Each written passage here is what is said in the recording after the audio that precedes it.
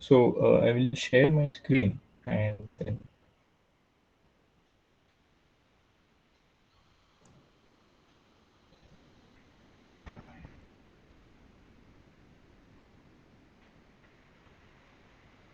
So good afternoon, all the participants. I hope you're back after having your lunch. Yes, sir. Good afternoon, sir. Yeah, good afternoon. Okay, so yeah, so the structure of this session is divided into, let me explain it in what is the structure. So the structure of this session is divided into two parts, as in simple linear regression, and we move to multiple linear regression. And in simple linear regression, again, first we'll try to see what are the basic theory concepts which are required, or whatever outputs which we are going to see in R, what is the theory or what are the formulas which are running behind those outputs. So that we will try to understand, and then we will implement it alongside. Means once we complete the particular theory part, then we will implement uh, the simple linear regression model in R with some data set. And one data set I will implement, and other data set maybe I will share the questions you all can implement, and then we can discuss the answers.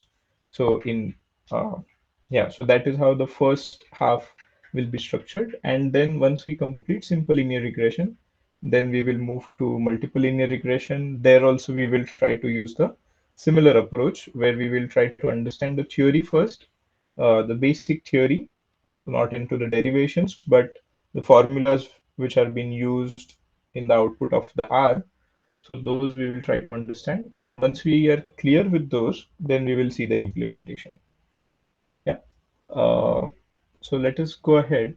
Uh, yeah. So in this regression analysis is one of the very fundamental topic in our uh, data analysis part. So in the morning, you were studying about testing of hypothesis, where we are making some inference out from the data.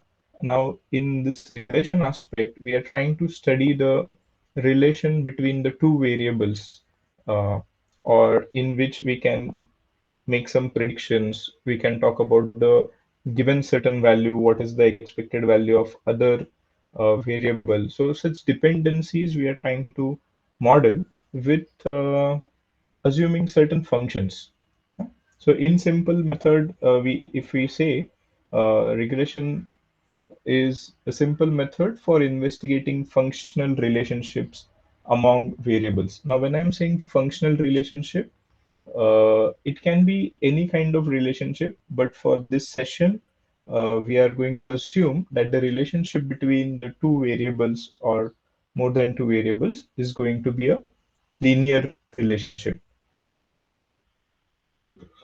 And it is a method to find out that relationships. Okay, so this is the rough idea of regression analysis, and it has wide applications in research, in analytics domain, in industry, everywhere. It has a very wide application. In fact, when I was working in the industry, so few people used to say that regression is the bread and butter of the industry.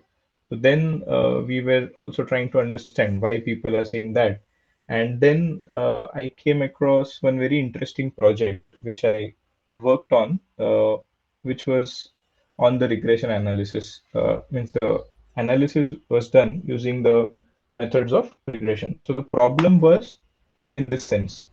A supermarket chain, so for example, the Reliance Retail, there was a shop as Reliance Trends, and then they were interested to set up a particular store in a certain area. Okay, but then they were not sure how much the size of that store should be, and they came to us and then they tried to ask us, we have we are deciding to launch a store in a particular city, and what should be the size of that store? Can you tell us that? So then we started brainstorming on this idea, and then we had the data about the all the other stores in India, their sizes, their sales for certain amount of time, the number of employees which were employed in that area, in that store. Then what the other information was whether the store was in tier one city, tier two city, tier three city. Like this, we had several amount of data, and then we tried to fit a regression model, and then we, in a way, gave some interval and said that your store should be somewhere around 10,000 square feet, uh, so that it will means if it is a tier 1 city, then it is 10,000 square feet. If it is a tier 2 city, then 7,000 square feet store will also give you equal amount of profit. And if it is a tier 3 city, then a certain amount of store size will give you a certain amount of uh, profit. So this was some interesting work which I had done, and there are a few other examples also to cite the importance of regression, where, for example, doctor wants to assess the importance of sleep for diabetes patients. So he collects the data on number of sleep hours of a person and average sleep hours of a person, and then the fasting sugar level for each patient. Okay, and then he tries to see how these two variables are related to each other, right? And you might have studied in your yesterday's session, there's a concept called as correlation. So where we try to find out how these two variables are linearly related to each other. But in today's session, we are going ahead of that linear relationship, and we are assuming a causation relation also. By causation, what I'm trying to say is if uh, if my sleep is suppose X amount, then what is the sugar level of that patient? So from if I know the sleep uh, hours of a person, I can know the fasting sugar level of that patient. So this number of sleep hours implies fasting sugar level. So that is what we are trying to uh, build up. So, and that is where it has been given in a certain way. So we'll see these many things in the entire discussion. That is the model, how does the parameters are estimated, what are the tests which are done, and confidence interval and coefficient of determination. So which are the important terms in simple linear regression. Okay, so in simple linear regression, the model is given as y equals to beta naught plus beta 1 x plus epsilon, where this beta naught is the intercept term and beta 1 is the slope term, and both are unknown to us. And we are saying that these two variables means we are assuming that these two variables are linearly related, in which means we are trying to fit a straight line between these two variables. So for straight line, we require something called as intercept and the uh, slope. So these two things are unknown, and we have to find out those things. And then this is something called as epsilon. So not all the points will fit on the line. So there will be certain errors which we will observe, and that is where uh, this epsilon comes into picture. And this epsilon uh, is called as the random error component. It is assumed to have mean zero and unknown variance sigma square, and they're assumed that there is no correlation between the epsilons we observe. And here, the regressor X is assumed to be controlled by the analyst, or it is being measured with negligible error. In a way, we are trying to say that regressor X is assumed to be uh, is not a random variable from a statistical sense, and while the response variable y is a random variable. Okay, and there's a probability Sir, distribution. Yeah. so can you please share the screen? Oh, is my screen not shared? No, No, sir. no, not so far. No, sir. No, sir. Oh, I'm very sorry. I'm very sorry. Okay. Sorry.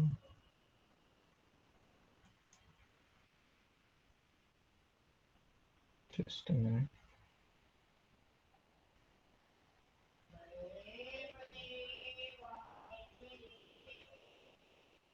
Mm,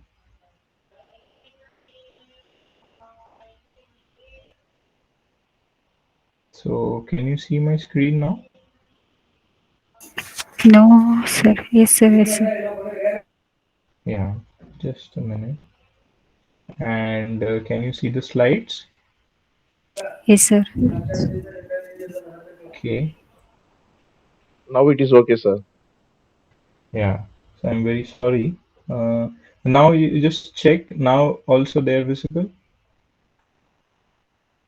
Yes, Yes. sir. Yeah. Okay. Okay. Fine. I'm very sorry for the first part. So just on the slides, it has been covered one or two examples, and then we are talking about the model which we are going to use. Okay. Uh, So we are saying that the y is a random variable, and since y is a random variable, it is having certain distribution, and these are the expectation and variances of the value of y given x. So basically, we are trying to find out when we are fitting a regression model, we are trying to talk about the expected value of y given the particular value of x, and this turns out to be beta naught plus beta 1 x, and the variance is turning out to be sigma square. Okay, so there are derivations for this, so we are not going into the derivations. I will share the reference where we can look into the derivations of all these aspects. Okay, and so till now there is no distributional assumption on our epsilon. Uh, so that distributional assumption comes into picture whenever we are doing the hypothesis testing wala part. Right now, the distribution is not assumed. It is only said that it is having mean zero and variance sigma square, and that is the reason the variance of y given x is also equals to sigma square. Okay, and then we have to estimate these parameters beta naught and beta 1. Uh, so our criteria is to minimize the errors. Okay, so my error, if you see, is given by this formula that if I observe any yi, and this is the fitted value of my regression line. Okay, so this turns out to be my error, wala, means the difference between the observed and the fitted values turns out to be error, and then I want to minimize the squared error of this particular equation. Okay, and that we are using a criteria called as least squares method to find out the parameters. Okay, so if we differentiate this equation, uh, partially differentiate this equation with respect to beta naught and with respect to beta 1, we'll get beta naught hat as y bar minus beta 1 hat x bar, and beta 1 hat as uh, summation yi into xi minus x bar divided by summation xi minus x bar the whole square. Okay, so if you try to observe in some sense, this, if I take it yi outside, I means out of this equation, it is some combination of this particular function, that is xi. So that is what we will be seeing in multiple linear regression case also. That time we'll discuss it in a detailed way. And the difference between this observed and predicted value is the residual, which is called also called as the error term, which is yi minus yi hat. And so if we have n observations, so we will get n such residuals. Okay. Is it fine? Any questions, any doubts till now? No, sir. Yeah. Okay. So if you have any doubt, you interrupt me in between and then you can ask. Then once this is done, so there are certain properties of these estimators. So these beta naught hat and beta 1 hat are unbiased estimators of beta naught and beta 1.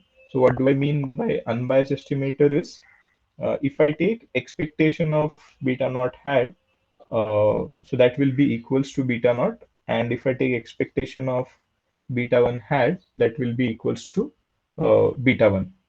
And similarly, the variances of these estimators, if we derive it, this will turn out to be sigma square by summation xi minus x bar the whole square. And similarly, for variance of beta naught hat, this will turn out to be sigma square into 1 upon n plus x bar by summation xi minus x bar the whole square. Okay, so these were the two terms which we wanted to estimate directly from the model which we are seeing here, right? So beta naught was also unknown, beta 1 was also unknown. But there is one more term, which is this sigma square, which is also in a way unknown to us. And in theory, it can be proved that this sigma square uh, has some relation to chi-square distribution, and it is being estimated as residual sum of squares divided by n minus 2 uh, n minus 2, and it is called as the mean residual sum of squares, where this residual sum of squares is defined as yi minus yi hat the whole square. Okay, so this can also be done, and Uh, so these residual sum of squares is again going to play some important role in some time. Yeah. Okay. So Sir, this there is is a how. question by Yeah. Anshuman in Yeah. the chat box, or should I read it out? Uh, There's a question by some participant. okay. Uh, So he's asking, what is the difference between error and residuals? uh, okay. Okay. Fine. Yeah. So yeah. So if we go back here, so this term is the error component which we are saying, which is unobserved in the model, which we denote it as epsilon. And then once we observe that value, that is called as a residual. मतलब, this is, if we look at the notations of this, here it is denoted by epsilon, which is said to be following, means having mean zero and variance sigma square. And then we are fitting a model, and then we are actually observing that error. So till now, here, this epsilon is not been observed. So this is what we are assuming. We are fitting a model, and there are certain assumptions on this epsilon. And once we fit a model, we get something called as EI, and those are our residuals, which we call. Okay, so that is the difference between the uh, residual and the error. So residuals are something which we observe, and error is something which we are assuming at the start, and then we are building a model. Yeah, is it fine? Yes, sir. Yeah. Okay. Yeah. Right. So this is how we estimate sigma square. And once we estimate all these terms, so you might have noticed that if we are estimating these terms, which means these are a kind of random variables, and naturally uh, the estimates of random variable comes, then the sampling distribution of these random variable comes, and naturally the confidence interval and those things will come. Okay, and that is how we will proceed ahead. And then once we estimate this value, the natural question comes to our mind: are these values significant or not? By significance, what we are trying to say is whether my estimates are equal to zero or they are equal to some value, or they're not equal to some value. So that is what we are trying to test here. We are saying that my beta 1 is equals to some beta 1 0 versus that beta 1 is not equals to beta 1 0. Most of the times we consider this beta 1 0 to be equals to 0 only. So we are interested in the hypothesis that whether my slope is equals to 0 or not. When my slope is equals to 0, what does that imply? Can anybody tell me if my There is no relationship between dependent and independent variable. correct. So there's no relationship between the dependent and independent variables. A linear relationship. There's no linear relationship. That is what we can say. Okay. And yeah. So now comes the assumption that these epsilon i's which we have assumed, so those are normal, means independent IID normal with 0 comma sigma square. They're distributed as IID normal with mean 0 and variance sigma square. So till now, if you observe, we estimated the parameters. That time this normality assumption was not required. But the moment we go into the testing of hypothesis part, we require the assumption of normality. Okay. And then naturally this yi will follow normal distribution with beta naught plus beta 1 xi comma sigma square. Okay, so these things will be naturally come into place, and then we have seen that beta 1 hat is linear combination of the observations, so which also follows normal distribution with mean beta 1 and variance sigma square by uh, summation over xi minus x bar the whole square. And sigma square is unknown, so we estimate that sigma square, and that is where this turns out to be t distribution statistics. So where in our usual t distribution, what do we write? X bar minus mu divided by sigma by square root of n, where we estimate the sigma. So that's where this also in similar way turns out to be a t statistics under the null hypothesis and follows t distribution with n minus 2 degrees of freedom. So 2 degrees of freedom are being lost for the parameters which are estimated. Okay. Yeah, and the procedure rejects the null hypothesis if this mod of t naught is greater than t alpha by 2 comma n minus 2. Okay, so that is how we can similarly do a test for beta naught also. So that I have, I guess, not reported. For beta naught, I have not reported. And the procedure is almost the same. The only thing which will change is the variance wala part, right? So we said that variance of beta naught hat is something sigma square into 1 upon n plus x bar square by this term. So that will be replaced. The rest everything will remain the same, and that is how we can carry out the test for beta naught also. Okay, which will check whether there is any intercept term or not. Okay, so if my intercept term is 0, what does that imply? Can anybody tell? So when x takes no value, Mm-hmm. then uh, that is the value of y. That is the value of our requested. Okay.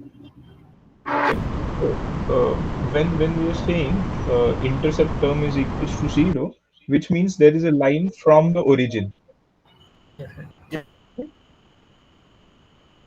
Yeah, and assuming beta 1 having some value. So uh, yeah, so that is how we can interpret those terms. Yeah, and yeah, so now based on these ideas, there are confidence intervals which are being constructed, which is given as beta 1 hat for minus t alpha by 2 n minus 2 into the standard error of beta 1 hat. So the standard error is nothing but this whatever is inside the square root term here it is the same formula which we are using as standard error, which is the estimated value of the variance of beta 1 hat. Okay, and this is how the confidence interval is being constructed, and similarly for beta naught, right? So those two confidence intervals are straightforward to be constructed, but now again, in a way, in talking in terms of our response variable y, right? So that is something is of our interest. Okay, so naturally this expectation of y hat given x naught, given some value of x naught, what is the average value of y? So that average value of y, we have seen that it is beta naught hat plus beta 1 hat into x naught. Okay, and then the variance of that term can be easily computed using these expressions. Variance of beta naught hat plus beta 1 hat into x naught, and we know beta naught hat ka formula is y bar minus beta 1 hat into x bar. So if we substitute that, we'll get something like this. And then we know the variance of y bar and we know the variance of beta naught hat. And that is how this variance is being constructed. Okay. And then naturally, since we are again estimating sigma square, we don't know the value of sigma square. It is being replaced by the mean residual sum of squares. And we are getting the confidence interval as uh, mu hat y given x naught minus the distribution tabulated value of the statistic t distribution and the variance wala part, and that is how the confidence interval for the average value of y is being given given the value of x naught. Okay, so that is on an average you will see something like this, but there is something one more term which is coming up, which is also called as the prediction interval. Yeah. So there is a difference between these two terms. Okay. So what I'm saying is 100 into 1 minus alpha percent prediction interval for the actual response. Now, what I'm saying is I want to find out the actual value of y, whereas in the previous slide, we were talking about the average value of y given the value of x naught. Okay. And here we are trying to talk about the uh, the actual value of y given the value of x naught. Okay, and then this terms is a new variable, and then y minus y naught hat is the new random variable with mean 0 and variance as this, uh, and when we get the variance, the only difference is turning out into the variance wala part. So this part y naught hat will not change, only the variation of that it will change. So we'll see uh, once we implement it in R, we'll try to see how it is differing, which one is greater, which one is smaller, so that we will see. So if you can guess right now, it will be great. Anybody can guess which interval will be smaller, which interval will be bigger by comparing this one, the last one, with this equation.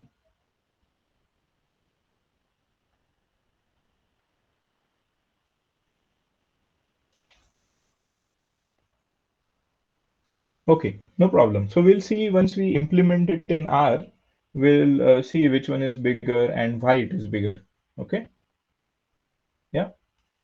So this is what is the theoretical aspect, and then there is one more concept to check whether the regression is means many people use the term which is called as the coefficient of determination or R square as a uh, term which will talk about the goodness of fit of that regression. So many people say my R square is very good and then hence my model is very good. But what is this R square? So this R square is defined as the regression sum of squares divided by the total sum of squares. Okay. So now when I'm saying total sum of squares, so this total sum of squares ka formula is given like this, that is yi minus y bar the whole square. So this is, if you see, that is the total variation in your variable y. Okay, that is the total variation, right? Now this total variation can be splitted into two parts, right?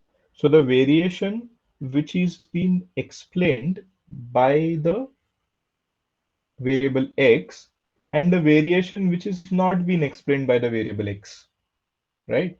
So that is where it has been splitted into two parts, that is regression sum of squares and residual sum of squares. Okay, so whatever regression sum of squares it is giving, it is like the variation of my original which is being explained by my variable x, that is yi hat minus y bar the whole square, and whatever is left out, my variable x may not be 100% be able to explain the variation in y. So whatever is left out is being given in this yi minus yi hat the whole square. Okay, and the formula of r square is uh, regression sum of squares divided by the total sum of squares, which can also be written as 1 minus residual sum of squares divided by total sum of squares. Okay, so this talks about the proportion of variation of your y, which is explained by the regressor x. Correct?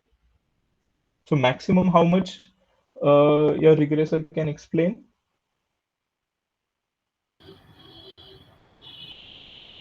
The complete variation explained. Yeah, so maximum it can be 1. So maximum what can happen? This residual sum of squares will be equals to 0, and this total sum of squares can be equals to the regression sum of squares. So that is the extreme case.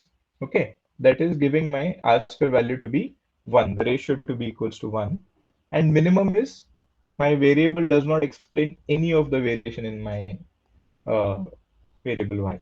And that is where it is lying between 0 and 1 always, right? So this ratio cannot be, means it lies between 0 and 1 always. Is it fine?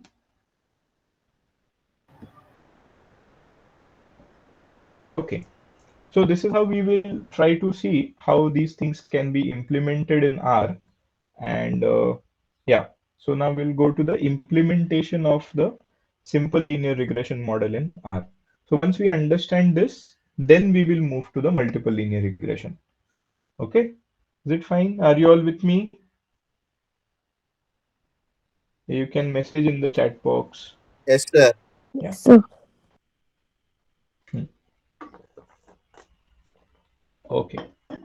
So let me go in R. Okay. So you can install a package called as ISLR2. Okay, by the command is install.packages ISLR2, right? And then we are trying to look at a data set which is called as a Boston data set. So we will see what does that data set means. Meanwhile, you install the package, I will just read out the description of the dataset so that we are clear what this dataset is talking about.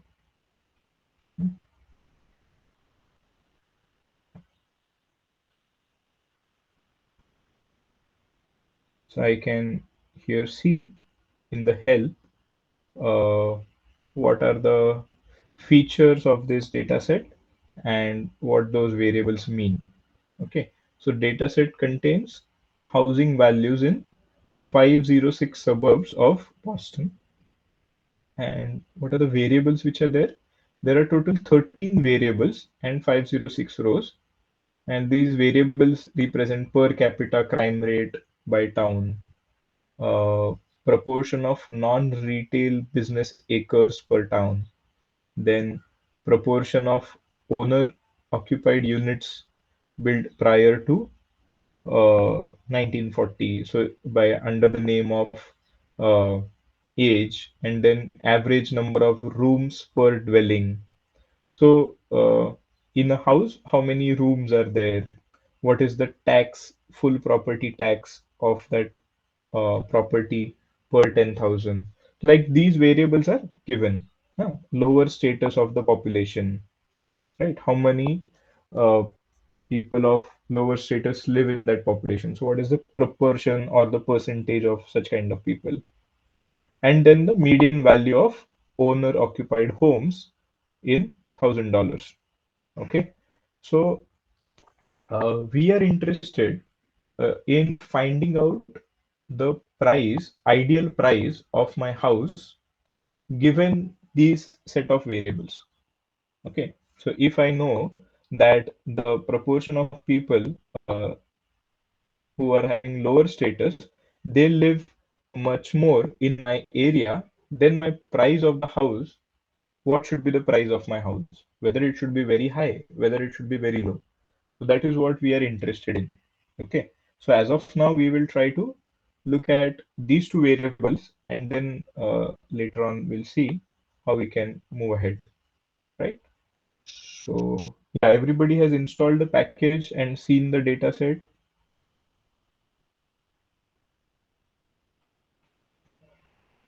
One minute. Yeah.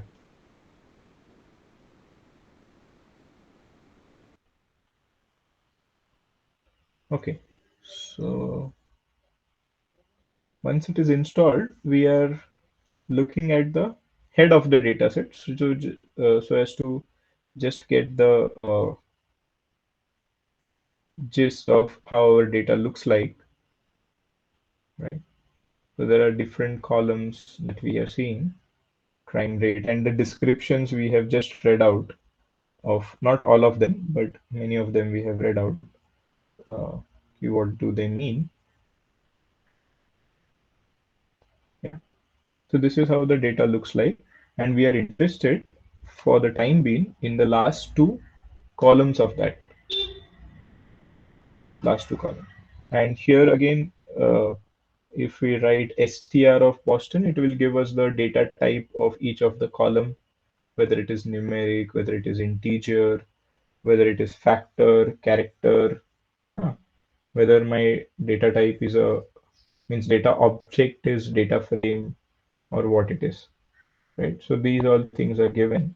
So this CHAS is integer. There are only 0 and 1 values like this.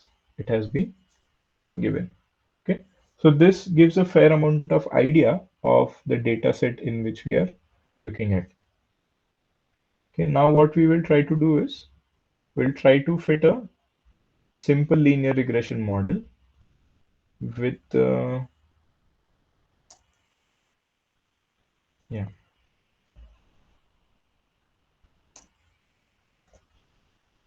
So with MEDV, that is the median value of the house, uh, as the response, and LStat as the predictor. So LStat, as we have seen, it is the lower status of the population in percentage, those who are living. Okay. So before going to any of the analysis, means these type of analysis, regression, or before building any of the models, it is very important to visualize your data, right? And then trying to draw the descriptive statistics from the data. Okay. So if your descriptives are correct, then there are less chances you make error in your analysis. Okay. So that is where we'll see first the scatter plot of these two variables.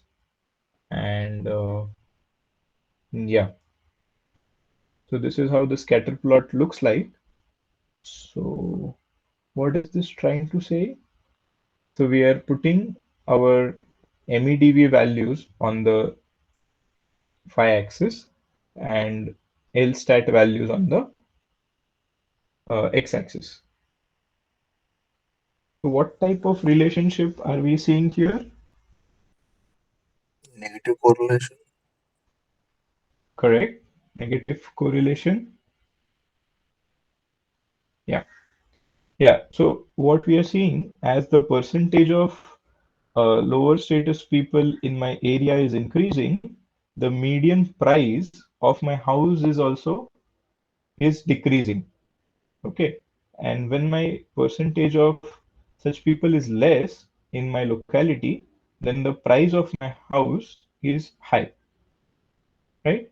Which means it is showing a reverse type of relation between my X and Y. Okay. And the correlation also suggests me the same. So correlation says that it is minus 0.73. Correct? Okay. So if you to write the codes, so maybe I will meanwhile share also so that you all don't have to type.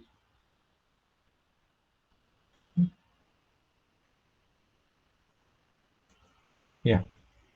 And then we will fit a regression model on this. Right. So the command is very simple. Okay. So the command says that lm and then medv tilde means so whatever is before tilde is your y variable, whatever is after tilde is your x variable, and the data which you're using is Boston. Okay.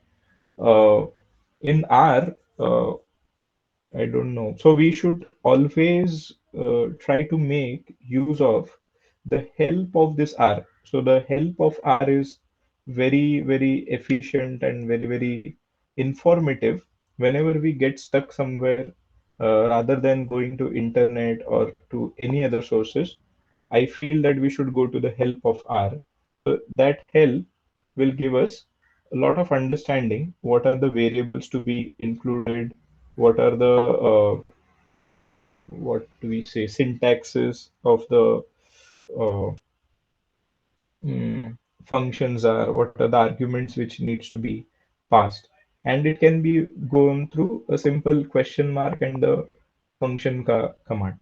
So if you see here, there is a whole set of uh, function which is coming up. We have written only something lm formula and the data set. But there are other things which are running in background, which are if these values are being written, which means they are the default values. Unless and until we go there and change, those values will not be changed. So those will remain the same. So as of now in our analysis, we don't require to change anything, but you can go through the description and try to understand what these things are trying to say. Okay. So these are sometimes very important. If we are not very clear how to go ahead, we just have to go to the help and see what this help is trying to give us, right? And it also gives something called as value. So this value is something which is the output of that particular uh, function. Huh. So it has many objects. So here you can see coefficients, residuals, fitted values, rank, uh, degrees of freedom, terms. Means there are many such things which are being given. So we have to use them whenever it is required, right? And there is also help which has also gives us. So you can directly run help here and then you get the output and try to see how the function performs even before you write something. Okay. So this I suggest you all to use it very religiously, uh, and you should always rely on these rather than any other sources. Okay, so I have so let's go ahead and fit a model on MEDV and the LSTAT part. Is it fine? So I have fitted a model, and if I just write lm.fit, it will give me the coefficients of the model and nothing else. Okay, but if I write summary of the regression model, then it will give me a whole lot of things, which we will just see.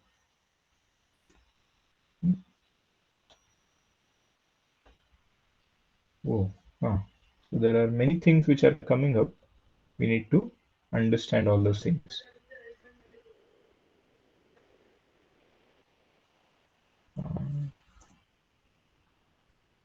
Yeah. Yeah. So you can see here, this is the formula which has been used. These are the residual values or the descriptive statistics of the residual values. So what do I mean by residuals? We say that is yi minus yi hat. Okay, so those are the residuals. And these are the descriptives of those residuals. And then here comes the coefficients. So when we are saying the intercept, this is the value of our beta naught, which we were seeing in the equation, okay, which is estimated as y bar minus beta 1 hat into x bar, right? So means in just a minute I can show you how this is. So this you don't have to write. I will just show you.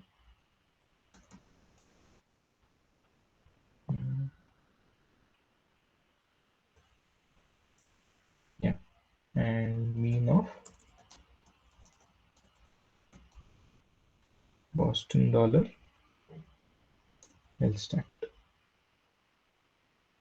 So this is 22.53 minus 0.95 something 5005 into 12.65. Yeah, so you're getting somewhere the coefficient of our means the intercept term, right? And these are the standard error. So standard error was square root of this formula. Where is,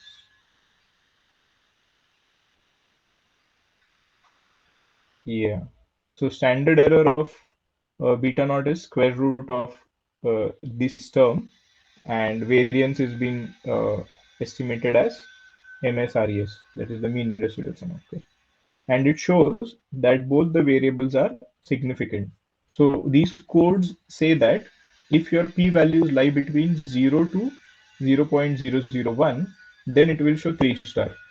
If it lies between 0.001 to 0.01, then it will show 2 star. And similarly, if it shows between 0.1 to 1, then it will not show any star, which means that variable is insignificant, right? So right now, these variables are significant and we reject the null hypothesis that they are equals to 0, okay? And our R square turns out to be 54.41, which means we are saying that 54% of the variation of my y is being explained by my regressor x.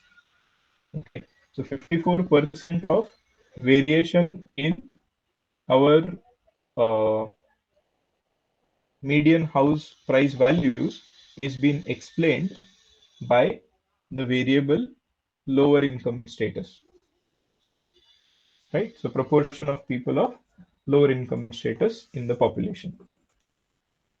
Okay, so that is how we will interpret that, right?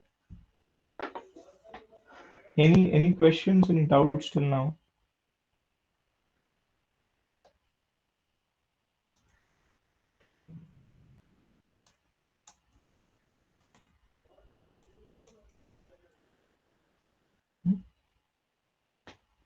Yeah, and once we do the ANOVA table, so it will try to see the regressor ka sum of squares, regression sum of squares, residual sum of squares, and through ANOVA table, it will check whether the regression is significant or not. So that again we will discuss in detail in multiple linear regression case. Yeah.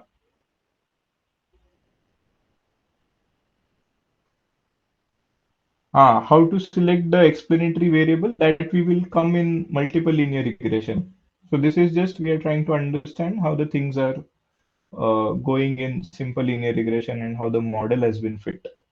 Okay. Any questions, any doubts till now?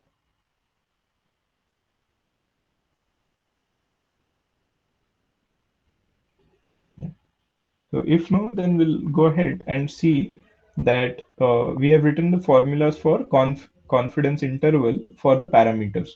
So if we write the function conf int of lm dot fit, it will give us the confidence interval for the intercept parameter and the slope parameter.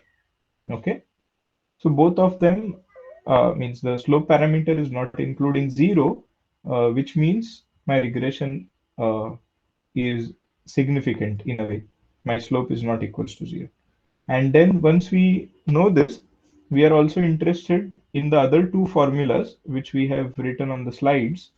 That was this prediction interval for mean response and the confidence interval for mean response and prediction interval for actual response.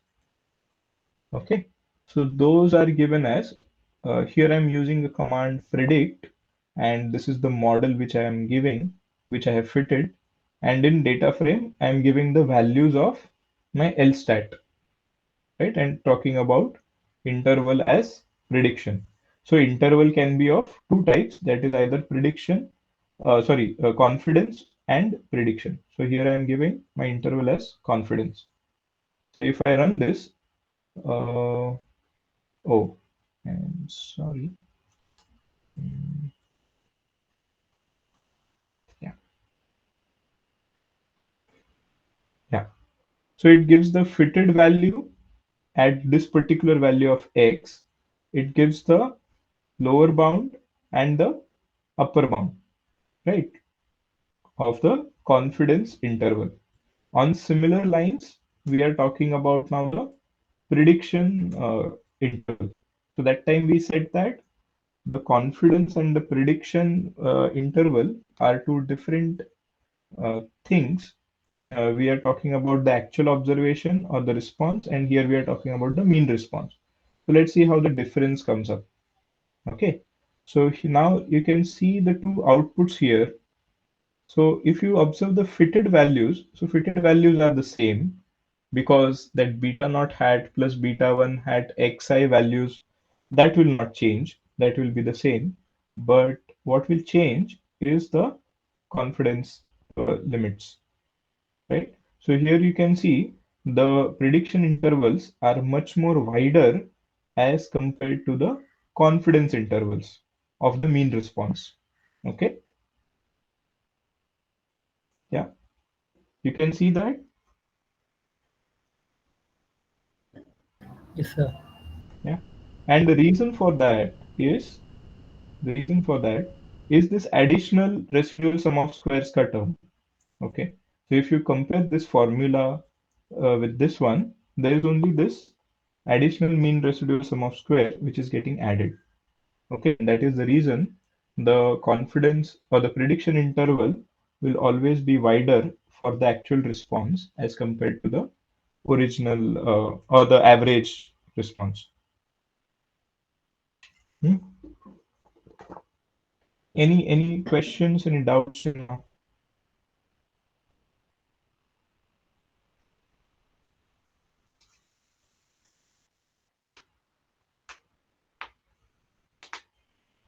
Yeah, everything okay? So can Yes, you sir. explain this predict function once again? Predict function, yeah, sure. So in predict function, what it works, it is like whatever model you are trying to use, what is the prediction for certain value of x, right?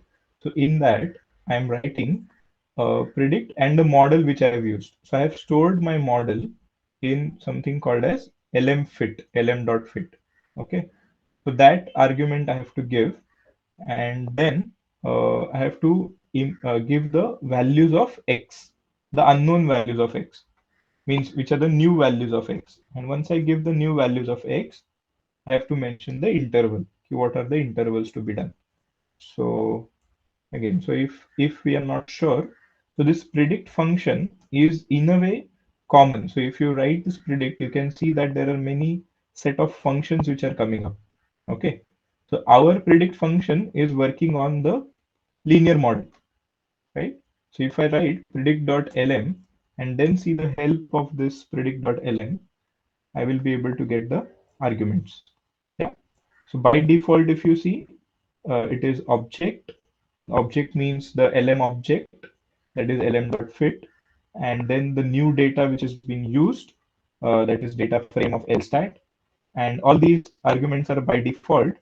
And the interval you see, we are mentioning it as confidence interval, prediction interval, or it is none. So when we write none, it implies that you just want the fitted values. You don't require anything else. Okay. And the level means the confidence level, means 95% or 90%. So by default, it is 95%.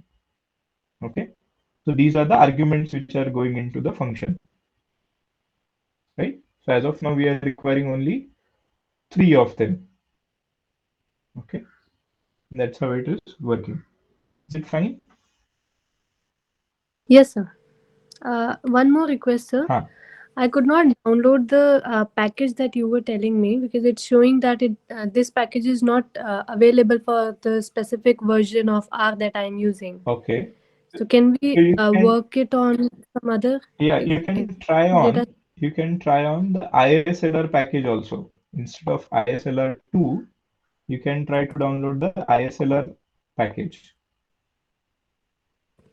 Install.packages. So it's showing the same problem, sir, for my version. I don't Oh, understand what's wrong with it. yeah. I tried fitting this particular, the LM fit with some other data set. In future, can we use some inherent data packages that are there, data sets that are there in the R original version, sir? Yeah, let us try that, Basic or I version. will share the dataset. Let us try Okay, that, sir. or I will share. Okay. Okay, thank you, sir. Yeah.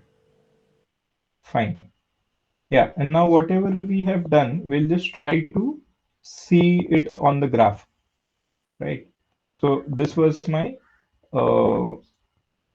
the plots of the two regressors, that is the scatter plot, and now I can just write a command that is AB line and lm.fit.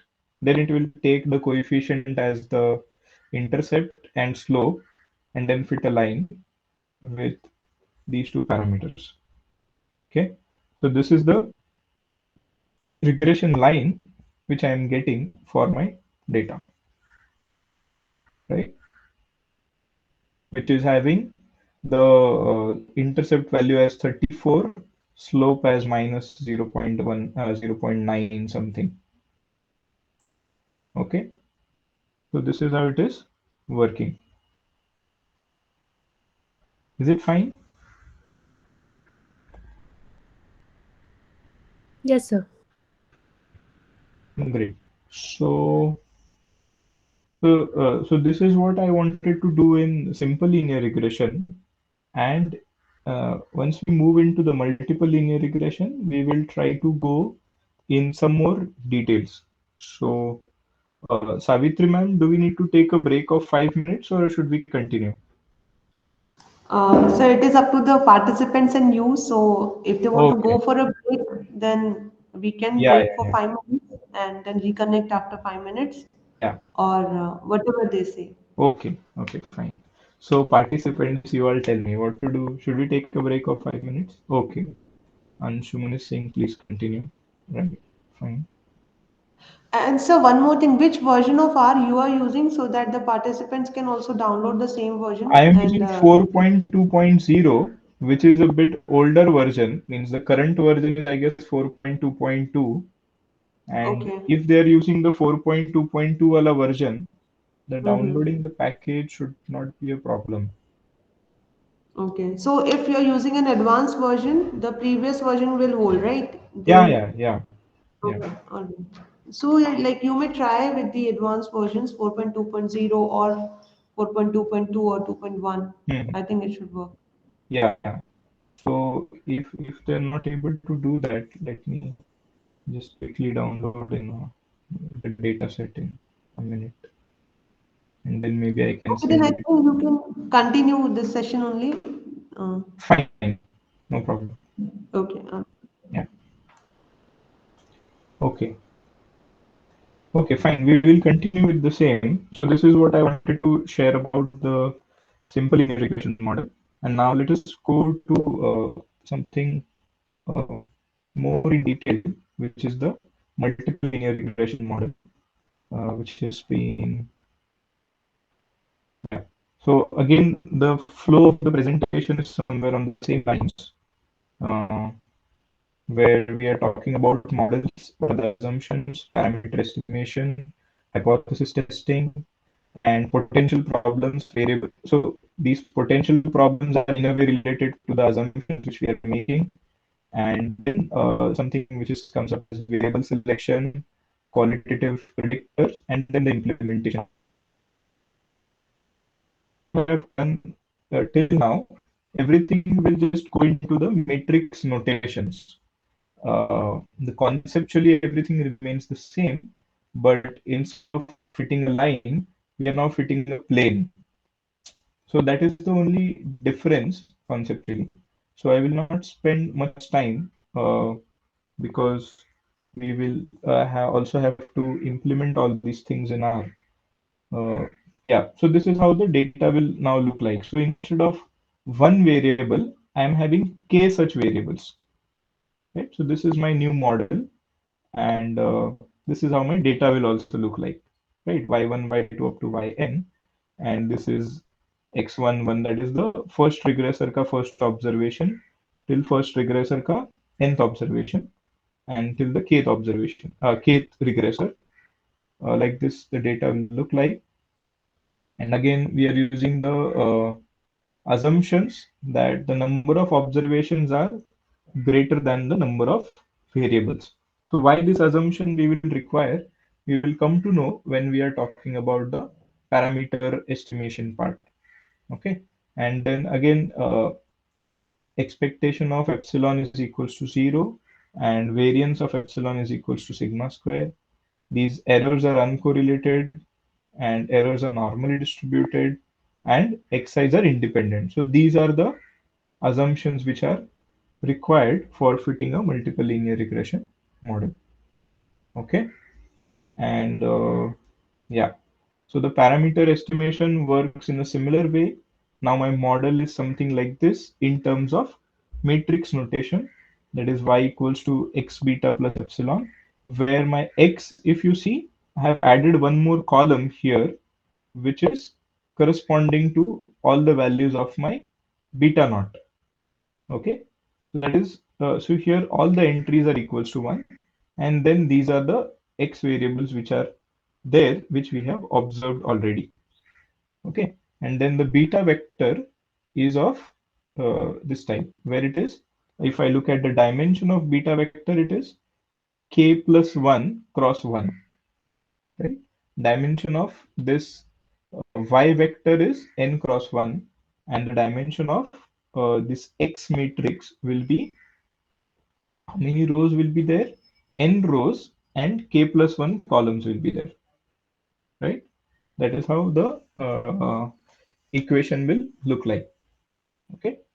And once we are clear with this equation, then in similar way, we are trying to minimize the errors, which is in matrix notation written as y minus x beta prime, y minus x beta, and the parameter. So if we differentiate this equation with respect to beta vector and then equate it to 0 and try to solve, we'll get the estimate of our beta hat as x transpose x inverse x transpose y. Okay. Now, if I look at this matrix, that is x transpose x inverse, uh, so that is where the assumptions come into picture. Which assumption will come into picture? That n is always greater than k. Okay. So that assumption will come into picture here. And so this x transpose x will be a k plus 1 cross k plus 1 ka matrix, and then we are taking the inverse of that. So if any of the two regressors, when we wrote that assumption that xi's are independent. So if any of the two regressors are perfectly dependent on each other, which means I can write x1 is equals to a plus b x2. Then what will happen is this inverse will not exist. Okay, we cannot find the inverse of a matrix, and that is where that assumption is required. Okay. Similarly, in order to compute these things, I also require that assumption of uh, n is greater than k. So if it is the other way around, the rank of this matrix will be less than k, and if it is less than k, again the inverse cannot be computed. Okay, so that is the reason those two assumptions are there. And the error assumptions, we have seen it from earlier also, means those are previously with there. Okay. Any questions in this? Because these assumptions and then why those are required, that is very important. So,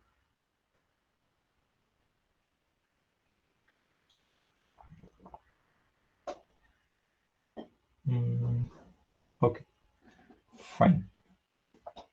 Yeah.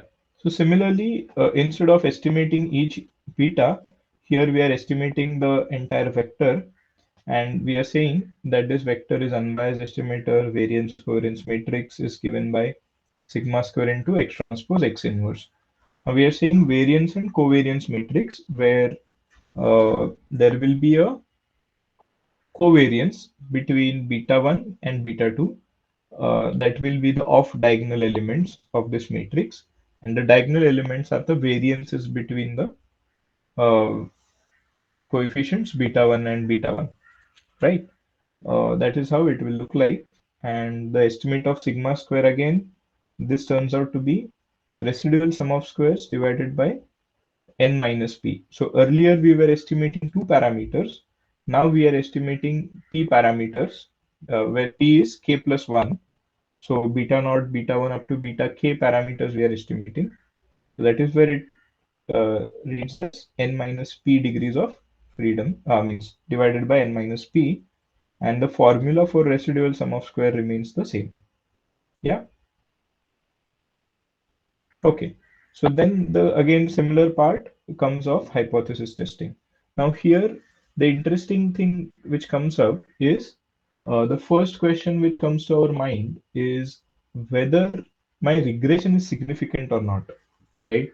So here, when do I mean by regression is significant or not? I'm trying to say that I want to test that all the beta i's are equals to 0. Whatever beta 1, beta 2 up to beta k are all of them equals to 0. That is my null hypothesis. And my alternative is at least one of them is not equals to 0. If at least one of them is not equals to 0, which means that particular variable, that jth variable, is explaining some variation in my y. Okay, that is somehow related to my variable y. Else it is not, right? If all of them are equals to 0, then there is nothing to be done further. Okay, then there's no point in fitting a regression uh, equation as such, right? And the hypothesis, the test statistic is being given as regression sum of squares divided by k uh, divided by residual sum of squares divided by its degrees of freedom. So it follows f distribution with k comma n minus k degrees of freedom, and then the overall results can be summarized in an ANOVA table. Okay, in this way. So that again we will see the ANOVA table of our model which we will build in R. Right. Similarly, once this question is getting sorted out, our regression is significant. Now the next question comes to our mind: which of the variables are significant? All of them may not be, right? We are saying the alternative hypothesis is at least one of the j is significant or it is not equals to 0. Then which of the j is not equals to 0? So those individual regression coefficients are being tested using the t-test, which we have previously also seen, right? Beta j hat divided by square root of sigma square hat into cjj. So where Cjj is the diagonal element of X transpose X inverse. Okay, so corresponding to this beta hat j, right? For the jth parameter, it will be the diagonal element of the inverse. Okay, so that is very similar to whatever formula we have written previously, which was 1 upon xi summation xi minus x bar the whole square. Okay, and again the null hypothesis is uh, rejected, or we fail to accept the null hypothesis when we say that if this mod of t naught is greater than the tabulated value, and thus this is a test for the contribution of xj given the other regressors in the model. Okay, yeah, and then so this talks about the testing part. Then we come again with the term which is called as r square, which we have defined previously. Now we are making a slight modification in this value of r square, and that is where we are calling it as adjusted r square. Okay. Now this adjusted r square is nothing but 1 minus the same residual sum of squares. But now what are we trying to do? We are dividing it by n minus p, right? We are dividing it by n minus p. And the total sum of squares also we are dividing it by n minus p. Okay. So what happens is this point will not change. SST divided by n minus 1 will not change because we have defined SST as yi minus y bar the whole square. My yi is not going to change. Hence, this total sum of squares is not going to change anytime. That is n divided by n minus 1. So this is not going to change, uh, irrespective of how many variables you add in the model. But what will happen, this r square, adjusted r square, will only increase uh, by adding a variable in the model if the addition of that variable reduces the residual mean square. So in a way, if you see this SSRES by n minus p is equals to this MSRES, right? Mean residual sum of squares. So if it is reducing this mean residual sum of squares, then only this r square adjusted will increase. Otherwise, it will not increase. Correct? So in a way, we are seeing कि adding a variable, whether it is improving my model, whether it is improving the understanding of my model, whether the variation of my variable y uh, is being explained more by adding a certain variable or not. Whereas in R square, if you keep on adding the variables, it will keep on increasing till a certain extent. But whereas in adjusted R square, if you keep on adding variables and those variables are not related to your model, then it may start decreasing also. Okay, so it may start decreasing. So that is where, in case of multiple linear regression, people try to prefer adjusted R square instead of R square. Yeah, is it clear? This is very important whenever we deal in the real life scenarios. Majorly people refer R square, but we should always try to talk about adjusted R square in multiple linear regression setup. Yeah. Okay, is it clear? Say yes, no in the chat box. Yes, sir. Yes, sir. Great. Sure. Then the next part comes are the potential problems. So we have listed so many assumptions in this slide. We have listed so many assumptions. Now, what will happen if those assumptions are not been satisfied, or how do we detect that problems, or how do we say that the assumptions are being satisfied or not? And if they're not satisfied, how we can tackle such scenarios. So that is what we are going to see. Okay. So whenever we are talking about non-linearity of the response and predictor relationship, so that is being detected by this very important plot, which is called as the residual versus fitted values plot. Okay, so this plot ideally should not have any pattern in it. So if it has some pattern, which means there is some aspect which is not being taken care. Okay, so this plot should not have any of the pattern in this. Then again, non-constant variance of error terms. So this also is reflected using residual versus fitted values ka graph. So here what we are trying to say is means as so for example, if my uh, fitted values are increasing, my residuals are also increasing. Is such type of thing is been observed or not? So that is what we are trying to check. So these will be more clear when we implement on the data set. So don't worry too much, but we are listing down what are the things which we have to see. Okay. Uh, yeah, the correlation of the error term. So this we see, this problem occurs whenever your data set has some time component in it. Okay. And then we try to plot the residuals across the time component and try to check whether there is any pattern with respect to the time. And if there is such pattern, then it means it is not satisfying this assumption, right? Um,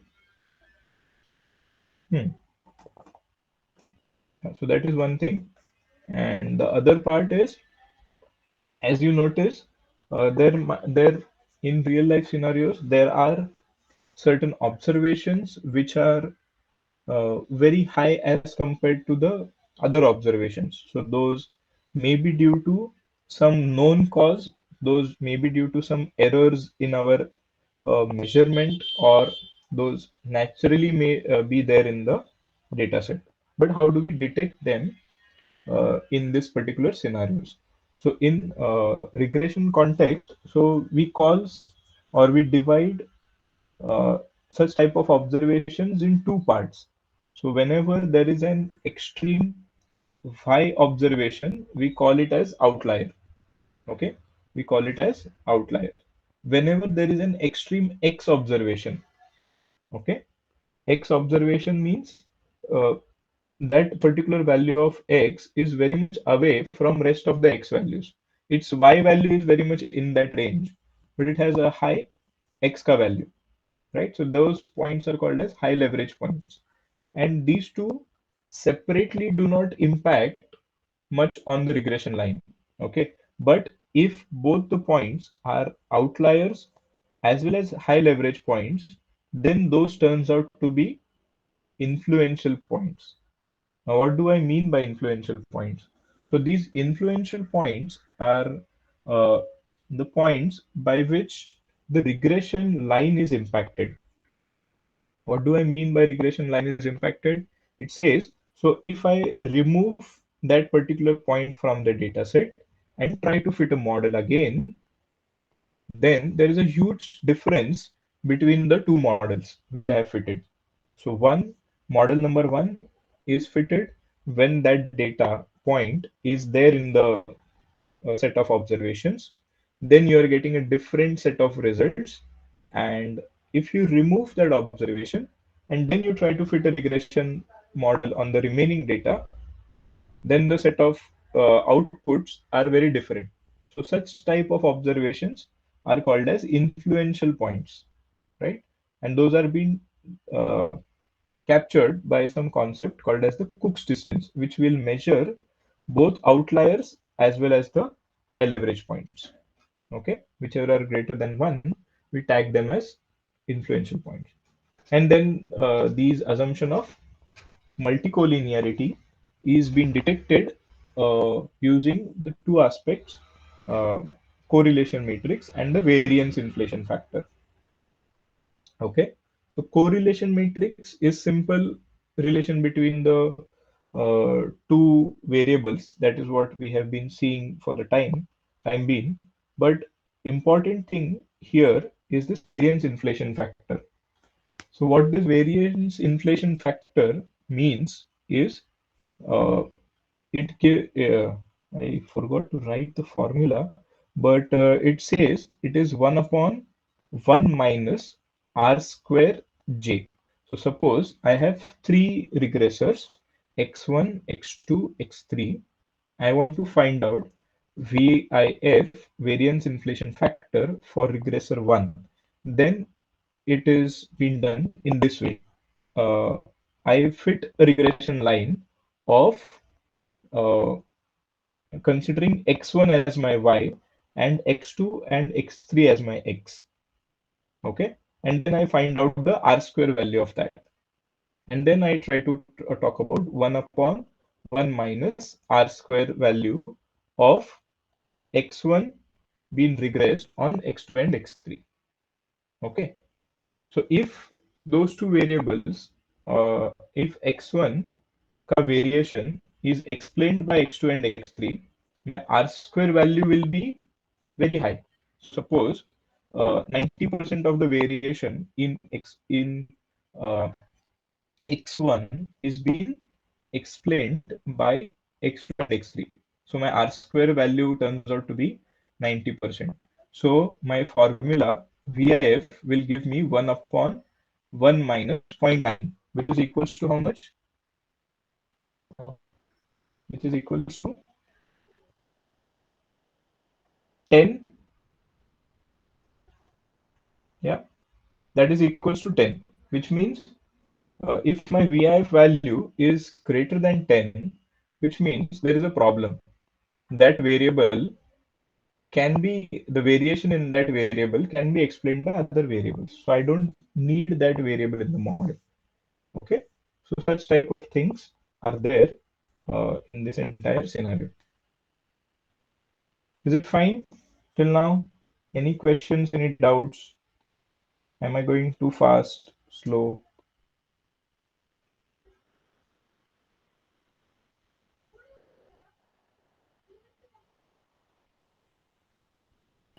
Fine, sir. Yeah, okay. Yeah, so you keep typing in the chat box, otherwise I feel I am the only one who's talking. Okay, okay. So yeah, so these are the potential problems, and the way to deal with this is with respect to multicollinearity, is we can remove that particular variable if that variable is not making sense in the uh, context of the problem which you are trying to solve. Okay, that is one more way, and there are other uh, techniques which are called as ridge regression, or not ridge, lasso regression, which can be used to retain those variables and then still perform the uh, model. Okay, so high influential points, if we talk about influential points, then again we have to take a call by sitting with the expert of that subject uh, through which the data is being generated, whether that data is a genuine observation or it is done by mistake. If it is done by mistake, then you can remove it. If it is not, ideally you should not remove that. Okay. Then similarly, these first two assumptions, if they are violated, we usually go for transformation of our random variables. Okay, transformation of our variable y or transformation on x, and then try to control the non-constant variance or the non-linearity we try to cover. Okay, so that we will see in the implementation part, right? And then, so these are the assumptions, and if they do not follow, how to detect that whether they're following or not, and if they're not being followed, what to do was in this slide. Then further, there are again two things which comes up, as somebody asked, yeah, Anshuman asked, how to select the explanatory variables. So if there are many explanatory variables, then how do we select that, right? So just for an example, if there are two explanatory variables in my data, then I can build four possible models out of it, right? One is without x1 and x2, that is the only intercept term wala model. One is with x1, other is with x2, and the third one, so the fourth one will be including both x1, and x2, right? So these four models I can build. Okay. Now I need to compare these four models. So those are usually being compared using certain measures called as adjusted R square, AIC criteria, BIC criteria, Mallows CP. So I'm not going into the details of Mallows CP, AIC, BIC, but we know the adjusted R square ka concept. So I can tell you whatever is this related to adjusted R square. Okay. So adjusted R square for whichever model the adjusted R square is higher, I will choose that as my final model. Okay. Yeah. So this was a very straightforward scenario in terms of our when we had only two variables. Now suppose if we have three variables, four variables. So I need to create these many models. So if I have p regressors, I need to create 2 raised to p subset models. So when I mean by subset, it is like model with intercept, model with only x1, model with only x2, model with x1 and x2. Okay.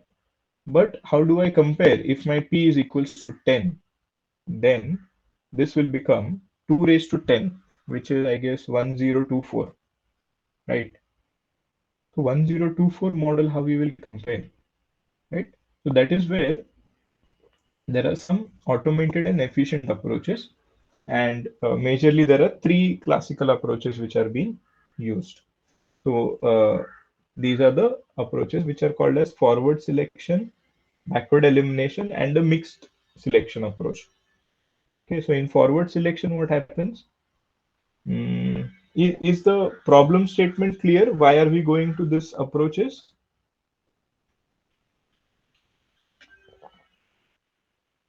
Yeah. Yes. Yes? No? Okay, fine. Yeah.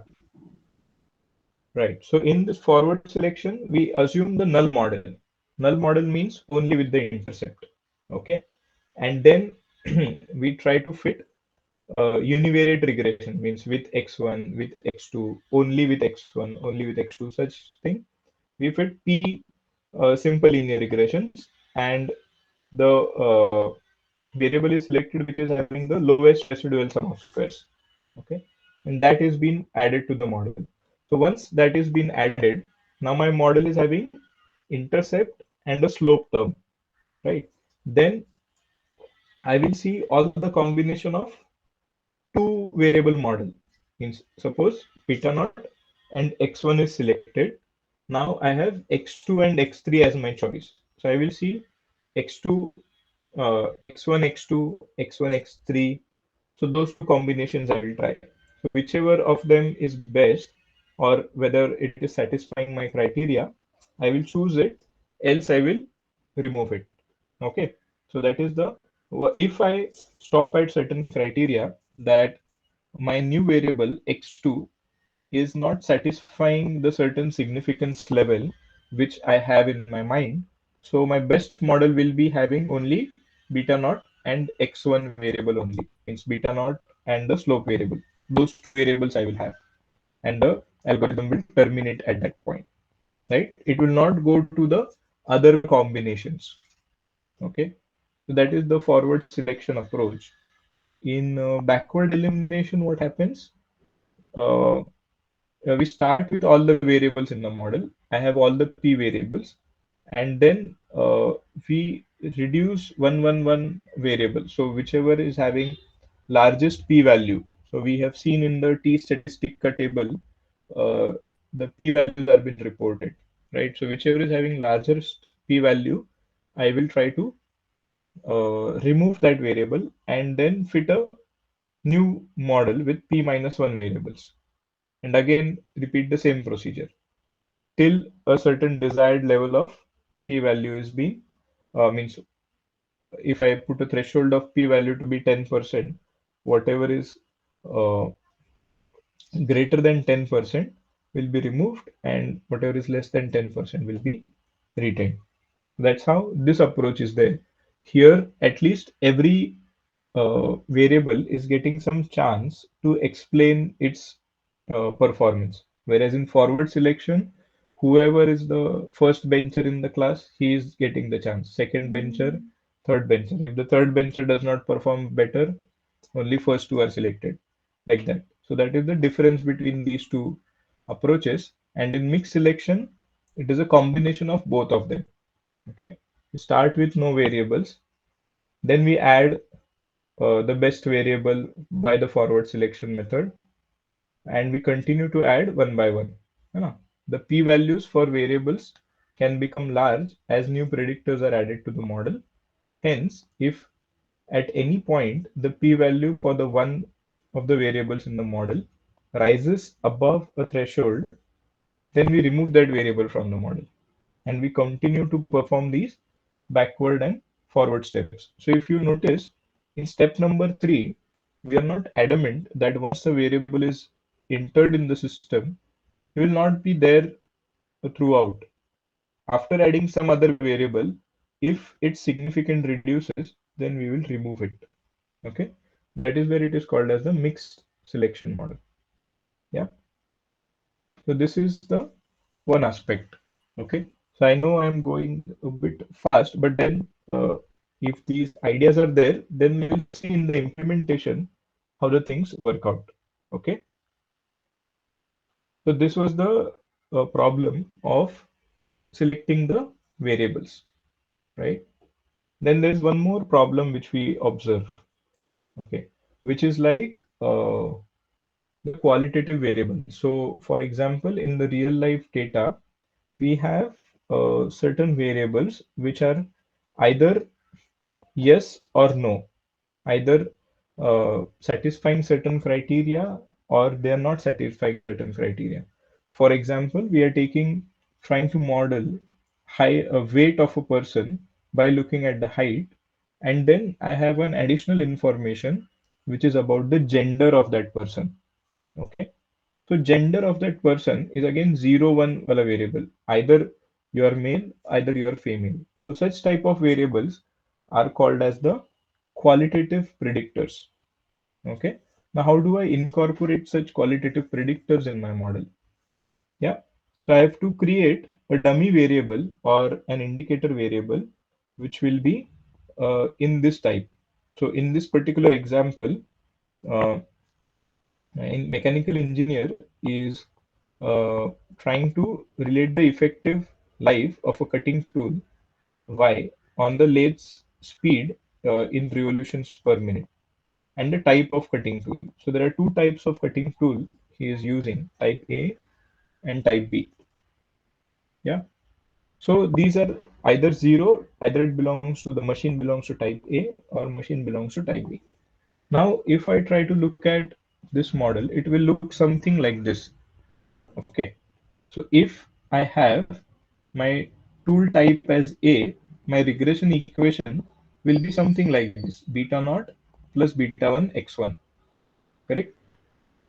Right? And if my tool type is equals to B, then my regression equation will something be like this, where there will be a coefficient of uh, beta 2, which will be added to the intercept, and that is the difference between the two such variables, two such tool types. Okay, and assuming that the slope will remain the same, right? So this is how we will add one variable in the model, that is x2 wala variable, and with that x2 variable, we'll see how does the two line changes. Okay, and this talks about the change in intercept by introducing the type of a variable, means qualitative variable in the model. What about the change in slope? So in change in slope, we add one more additional variable, that is x3, which is product of x1 and x2. Okay, so x1 is what? X1 is revolutions per minute, which is been observed, right? Revolutions per minute, which is observed, and x2 is whether it is tool type A or tool type B. So if I take a product, then it will be either 0, when the tool type is A, and when tool type is B, then it will be x1 ka value into the coefficient of beta 3. So this is how these two models will look like. Okay, and then the testing and those parts remains the same, right? So that is what I wanted to cover, and now let's see the implementation of all these concepts in R. Okay, so any doubt, any questions till now in the theory part?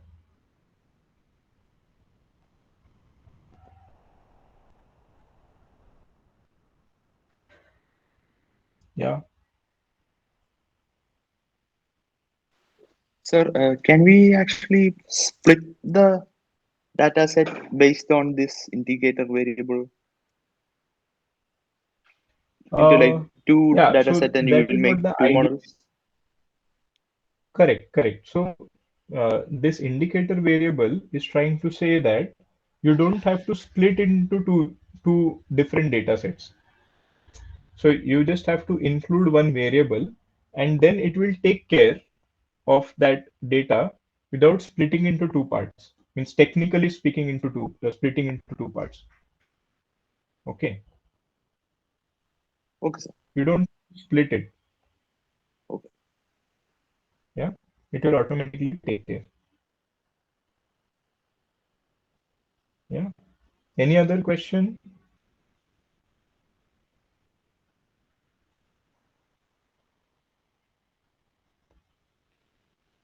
If no, yes, no, say something.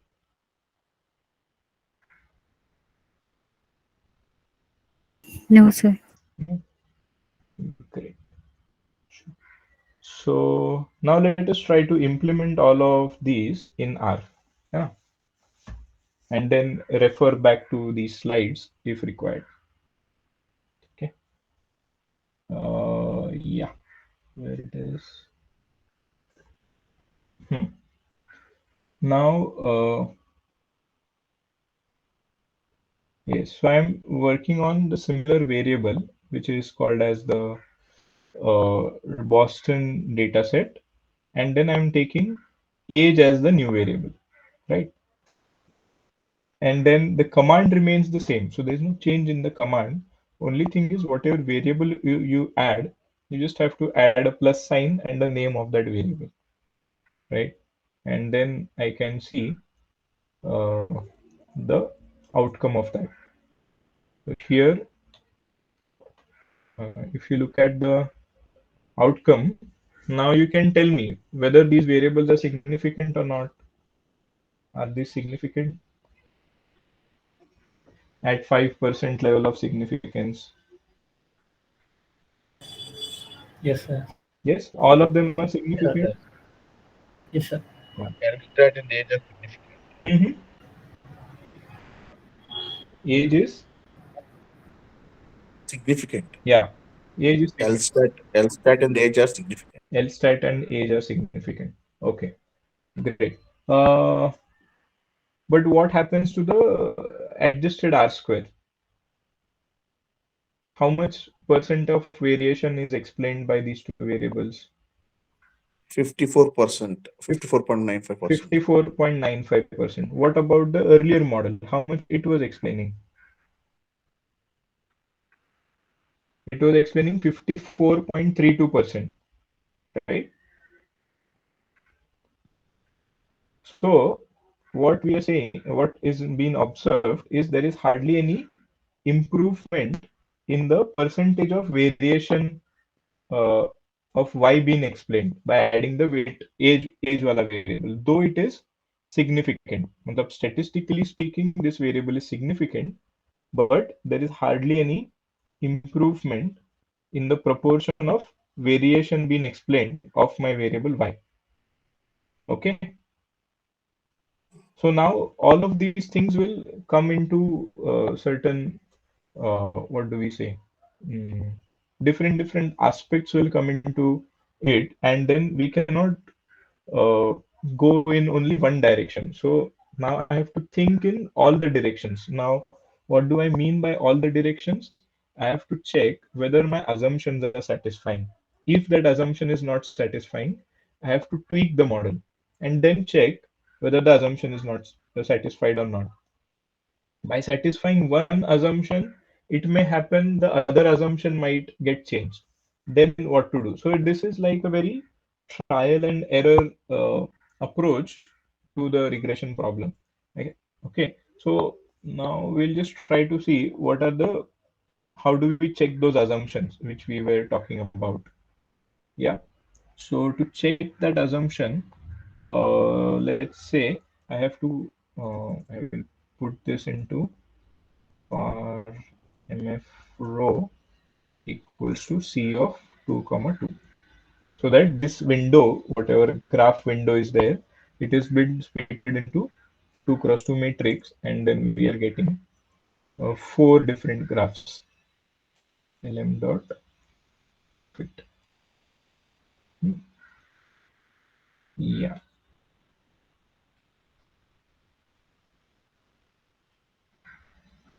Okay.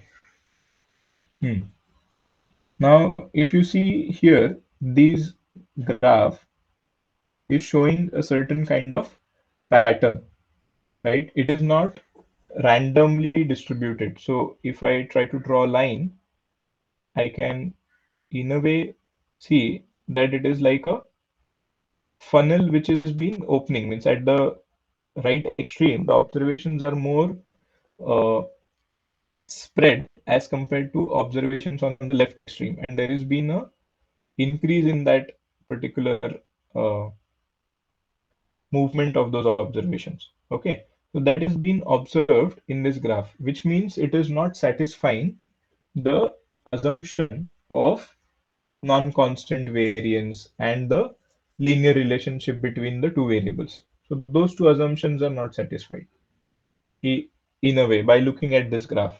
Then if I look at the normality ka plot, if you see after a certain point, these the tails of these observations are deviating from the normal. Okay, so these are the right tail of the normal distribution, the dotted line, and these are the observed tail observations. So you see that these are deviating from the normal distribution in the extremes, whereas in the center, if you see, they are very much on the line. But as you move along, they are going away from that normal distribution. So we need to check whether they follow normal distribution or not. By graphically, it seems they do not follow, but we need to do a statistical test. Maybe that Shapiro test will help us in order to check whether these are following normal distribution or not. Then, so these two graphs convey more or less the same information. And then this residual versus leverage. So this is where we talk about the influential observations, outliers, and leverage observations. Okay, so you can see that this observation number 215 is a observation which is extreme on my x-axis. If you see, the leverage value is very high. If I try to talk about the y values, those are very much in the range, right? So this is an leverage observation, okay, high leverage observation. It is not an outlier, and hence it may not be an influential observation. So if it would have been influential, there would be a point which is which they will talk about, the Cook's distance will be shown on this graph, and whichever points are above that Cook's distance line, that will be a point which will mm, be an influential observation. Okay, similar is the story for this 375 and 413. Okay, so these assumptions are not getting satisfied, right? So that is what we are being observing. Do you all agree with me? So the ideal Yes, sir. pattern, yeah, ideal pattern should be, there should not be any pattern. Ideal thing is there should not be any pattern, right? So they should be randomly distributed. Okay. Uh, so one of the rather than thinking much, there is one approach to see whether which transformations to be used if these residual versus fitted value graph is showing certain type of pattern on. Then we need to talk about certain transformation. So one way is to talk about something called as the box-Cox transformation. So there is a library which is called as mass, which is by default there in R. We don't have to import it. And then there is a function called as mm, yeah, function called as box-Cox.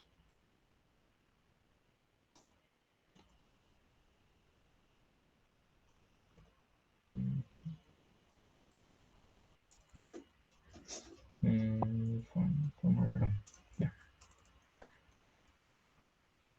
Library mass function box-Cox, and then we have to put this lm dot fit, whatever model you have used, so that we have to put in. And then it gives something like this. So this is a transformation on our variable y. Okay, so this lambda corresponds to y raised to lambda. Okay, so that is what it corresponds to, right? Now, when I'm saying, so this is these three dotted lines are in a way talking about the confidence interval of that lambda. Now, we're not going into how this is being constructed. So there is a theory behind this. We are not going that. But the important point is, if my lambda turns out to be 0, what will happen to the y raised to lambda ka equation if my lambda is equals to 0? 1. All the observations will become 1. So this is a transformation which says that if my lambda is equals to 0, then I have to do a log transformation. Else, whatever comes up, whatever closest, whatever value of lambda comes up, I have to take that value and go ahead. So for example, if this curve would have included 1 in this, in the confidence interval, then we would have not done any of the transformation of my on my variable y. Why? Because y raised to lambda and lambda equals to 1 means y raised to 1 is y itself. So I don't need to do any transformation as such. Okay.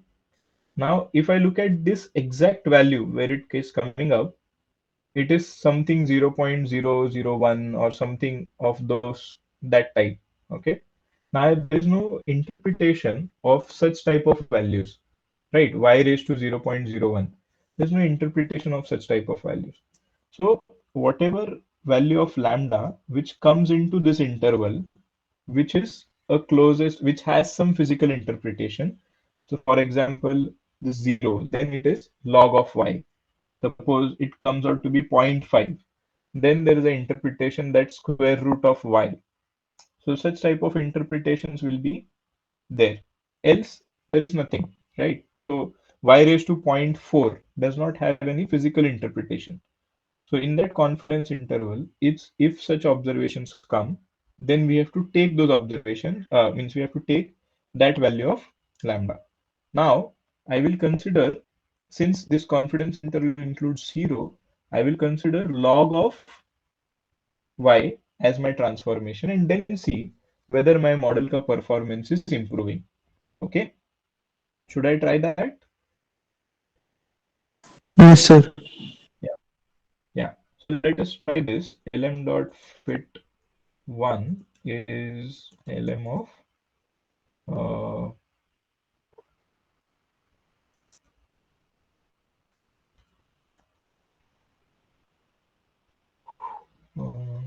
lm of this term and log of MEDV. So I have to do a log transformation. That is why I have written here as log of MEDV into the response variables. Sorry, the regressors. Yeah. And then we'll see whatever is the summary. So summary of my model lm dot fit 1 Okay.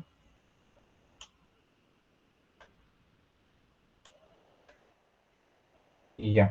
So now you can see that this age wala variable is not turning out to be significant. Yeah, maybe this is better. Yeah. This age wala variable is not significant. Its coefficient ka value, you can see it is almost close to 0. My adjusted R square is improved, but I cannot compare the adjusted R square of this model with the model which I have built earlier, because those are two different y's, right? Earlier it was simple y, now we are taking log of y. So I cannot compare directly those two adjusted R squares. But this adjusted R square seems to be better, 64% rather than 54. Okay. And now I have to see the assumptions, whether these are satisfying my assumptions. Correct? We were more concerned about the assumptions which were there. LM dot fit of 1.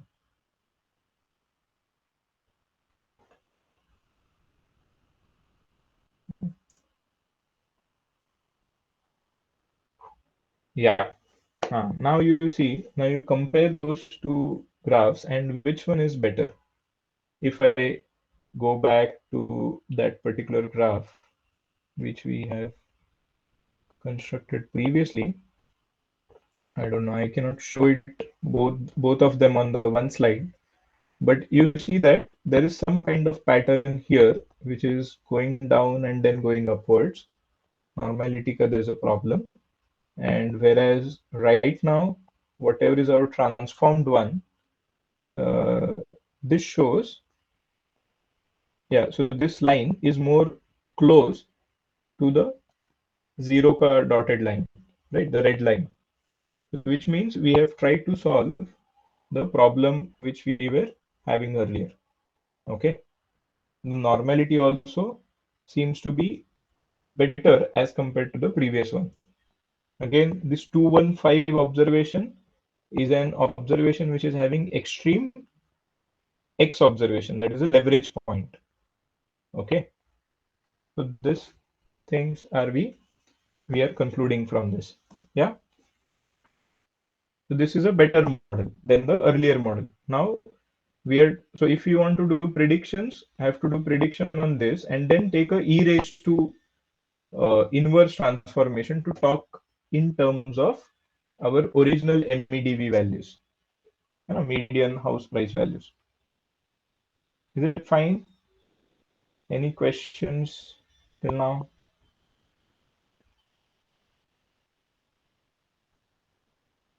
Yeah. Any doubt? Any question?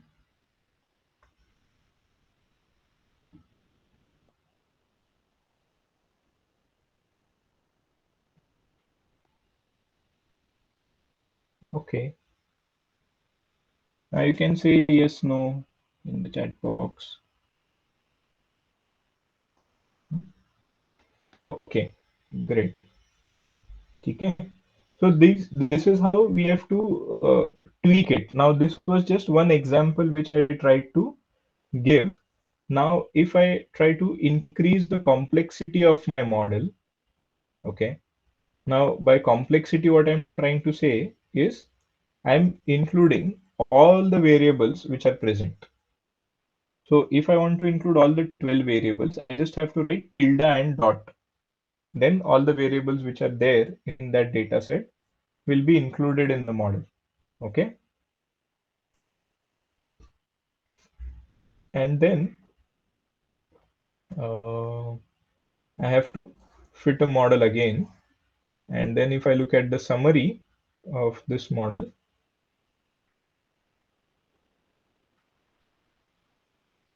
yeah, so summary, man, there is some, let me try it once again.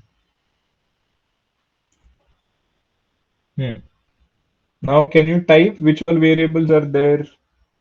Which are variables are significant in the model, which you can see?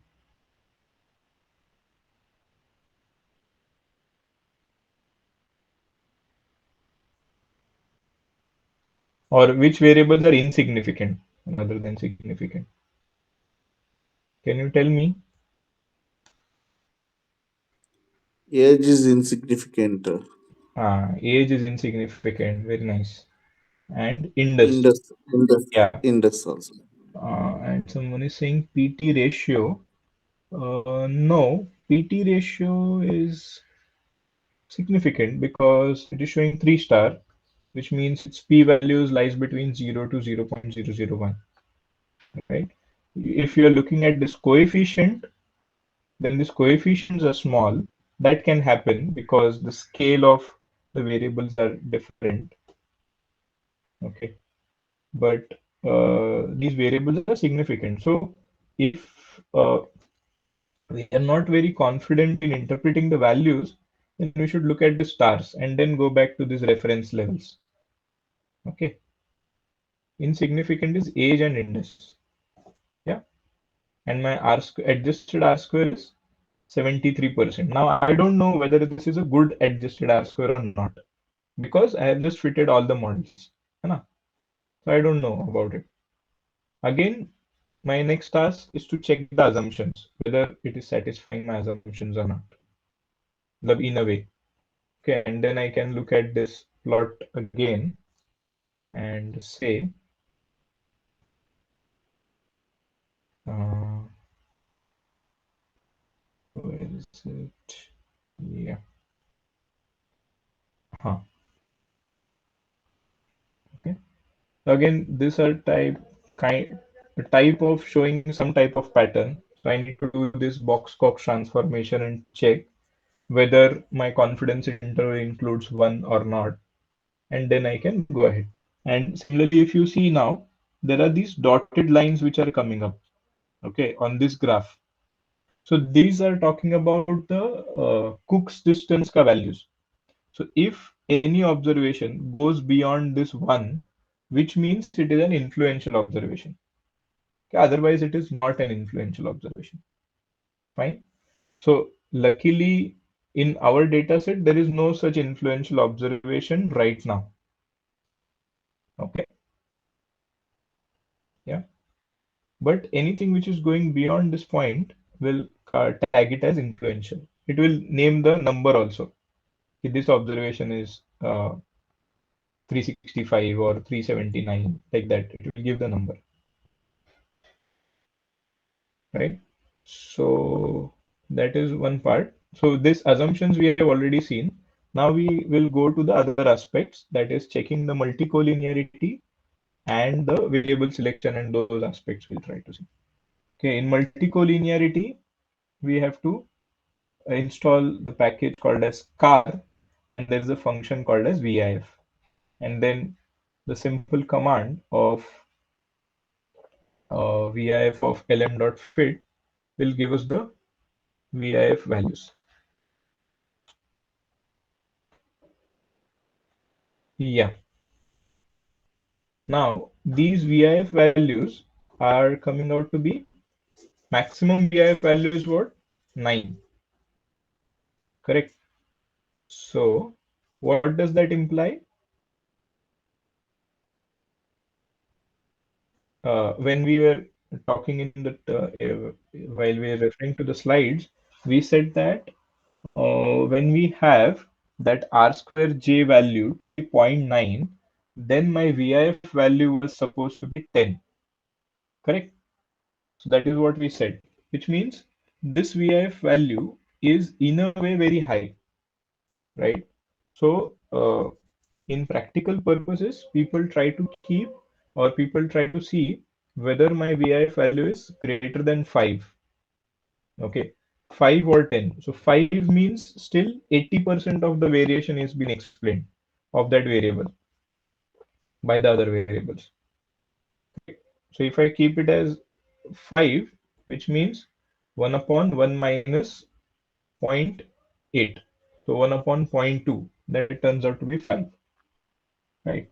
So this is also very high. And then this radian is very high. The RAD value is also high. So what we can try to do is we can try to check whether we can improve the fit of the model by removing this variable.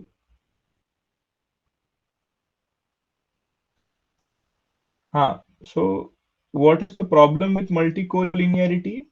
We said that if the multicollinearity is very high, then the coefficients which we will get, those will be unstable. So the standard error of those coefficients will be high as compared to the other things. So let me check whether it has been observed in our case. So standard error of RAD. Yeah.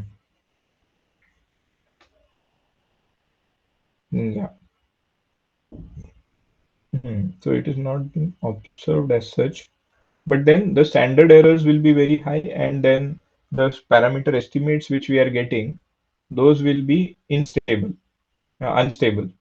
Rest everything, the impact on the model or the summary of that model may not change.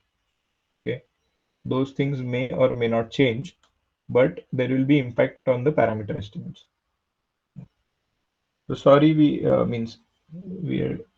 at 5 o'clock, but can we extend for 15-20 minutes if you don't mind, because those few concepts are being left.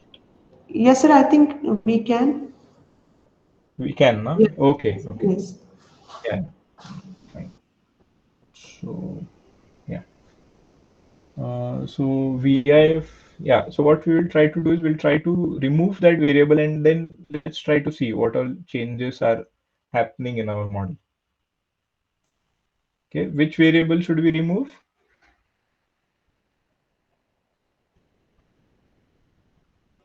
Tax. Tax. Tax. Yeah. Rand. So in order to remove that variable, we just have to tilde dot and then minus of tax. Okay. And So if we also do this, RAD. RAD. Okay, fine. And then RAD. Now let us see. This will whether it is changing in terms of VIF ideas. Yeah. So my R square, I don't know whether it has improved. Earlier it was 73.38. Now it is 72.85, which is in a way fine. And I guess I have to remove this age also because age is insignificant. Okay. And then check. Yeah. So see, after removing the age also, this has not changed. Yeah. Yeah, the R square and both adjusted R square both have not changed. And oh, sorry, I guess I have not run the command.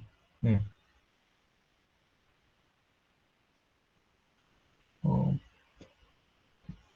sorry. This is minus and this is minus both.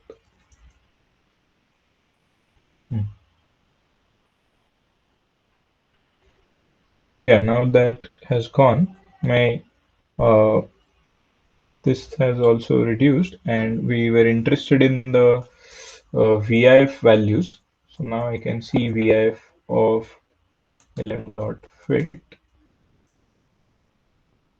Now if you see, all the VIFs are in control, means less than 5. In industry or in uh, very much practical scenarios, people will go ahead with VIF value of 2 also. They feel that VIF value of 2 also is very, very high in the practical scenarios. But if we refer to the textbooks or any of the standard books, they will say 5 or 10 is something which we have to look at. But in actual practical scenario, value of 2 also might be very high. Okay, so this was about the VIF. So there is a technique called as lasso regression and ridge regression, which will take care of these variables and still try to improve the model or fit the model. Okay, so those we are not going into, but if anybody is interested, can read into those techniques. What are they and how they perform? Yeah. So that was one aspect, right? So we have now talked about all the assumptions which are there. Now there is the question which was there, ki how do we talk about the variables which are there? Variable selection, how do we do? So there's a package called as OLSRR, and if we install this package, uh, there are several functions in this. Okay, there are several functions, and for forward selection, there is a function called as OLS step forward underscore P, mm, and OLS step backward underscore P. Yeah, so just a minute.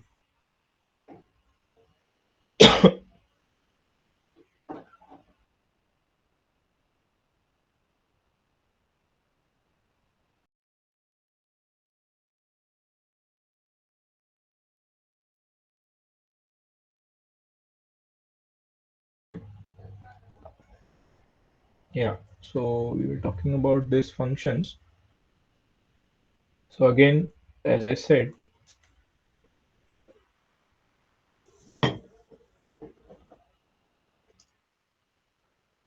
mm, OLS step underscore forward. So if you see that there are several criterias and several methods on which we can work out. Mm, but we will be talking about this forward P. Yeah. So here the criteria is based on the P value of that variable. If you see model and P to enter is 0.3. Okay. So 0.3 means whichever P values are less than 0.3, those will be included, greater than 0.3 will be excluded. So this is in the hands of the uh, modeler. He can tweak it according to his or her convenience. And so as of now, we are not changing anything, and we'll just try to include this progress equals to true, so that we will know ki at each step what is happening. And also, though we know VIF wala problem is there, we'll keep all the variables in the model just to see how it works. Okay. Yeah. So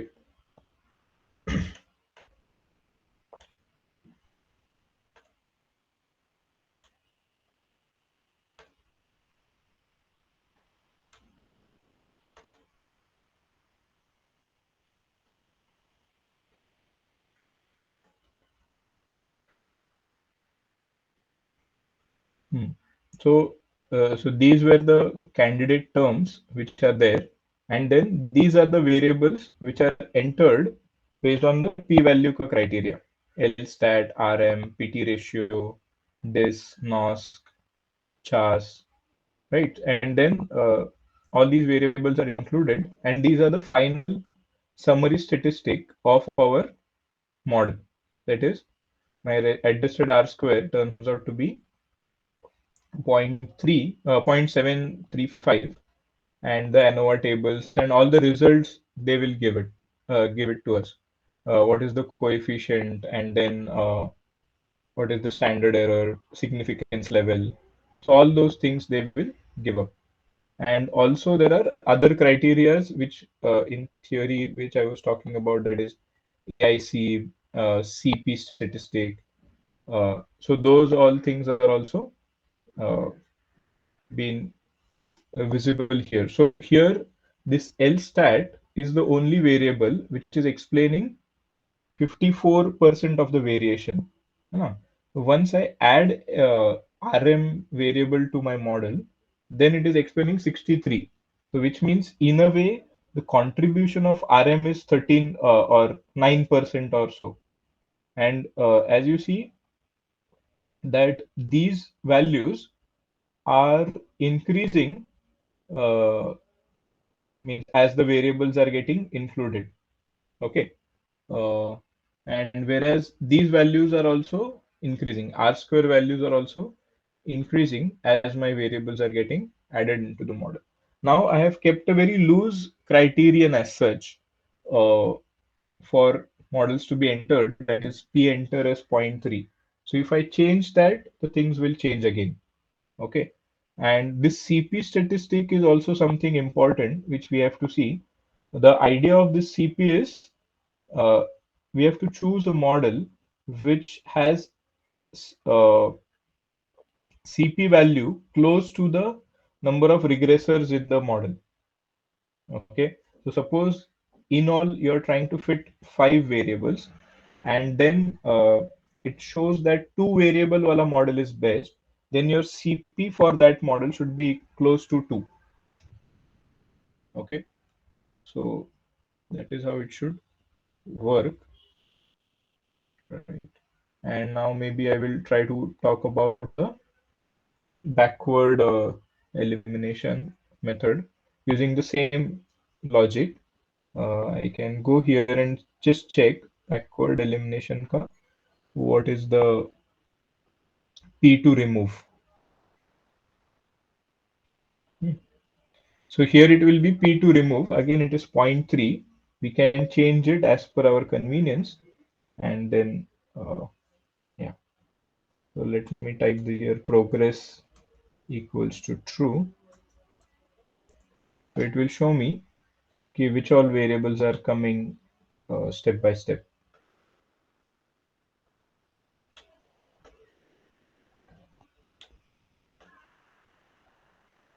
Yeah, so here if you see, it is showing that only 2 variables are been removed. So this is the entire summary of the exercise which they have done. They have removed the age and indus wala variable, and all the other variables are being retained.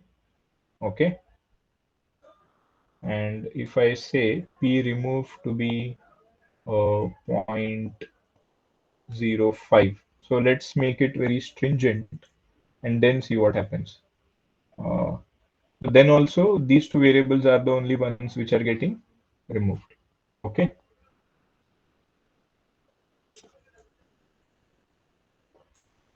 Yeah. Any question, any doubt in this till now? Then this is kind of mixed selection where it is both it is doing forward selection as well as backward elimination at the same time. And here the in the arguments of the function we have to give both the values p to remove and p to enter. Where it is best yeah, maybe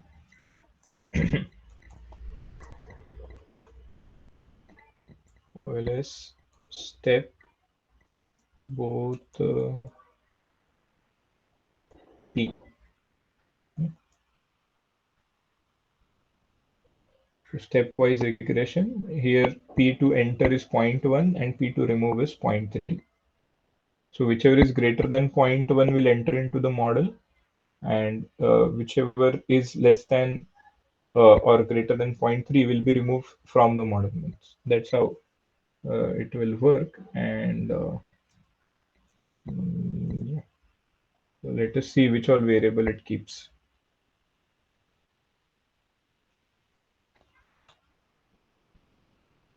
So it is all subject to the things which we try to tweak it. If we go by default parameters, then we may not get something which is best.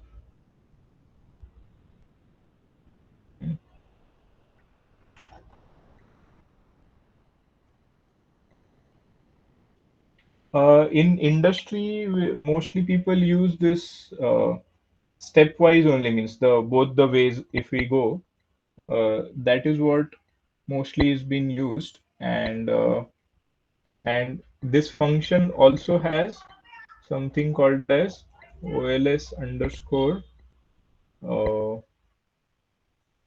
best subset. Yeah. So he will try to give the best subset based on a certain criteria, that is lm dot fit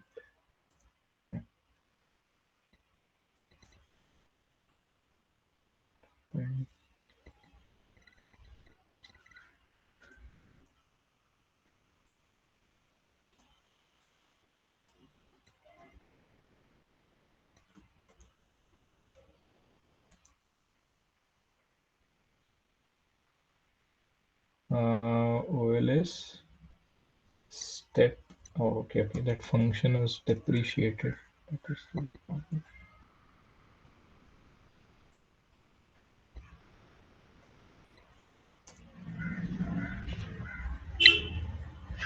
So logically, if you speak, this both the sides is more appropriate because you are giving in a way chance to all the variables and then trying to means if one secures the position, then he is not there permanent. His position is always being reassessed in this both the possible means mixed selection approach. Hmm. That is the reason this is being mostly used. Uh, yeah. It is taking some time because it will compute those many models and then try to give us the answer. So maybe for those who are interested, they can try to play around these functions. So there are a lot of functions, there are a lot of criterias. You can try to check whichever is best model according to most of the criterias. Yeah. That is also something which we can try out. Okay. Any questions, any doubts in this?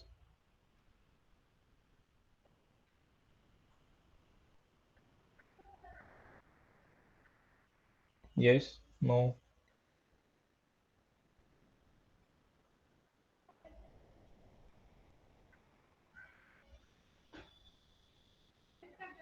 Okay.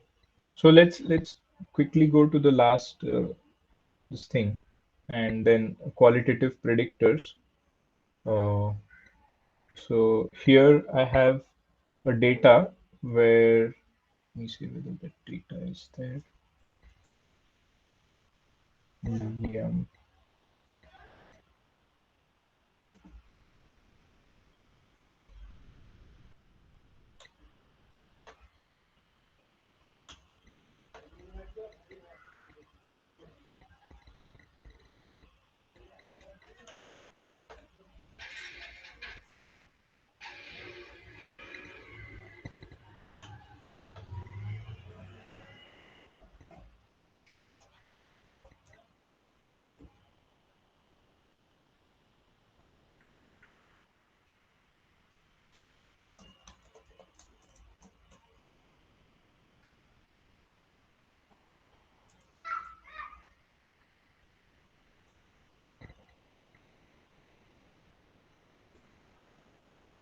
Huh, okay, just a minute.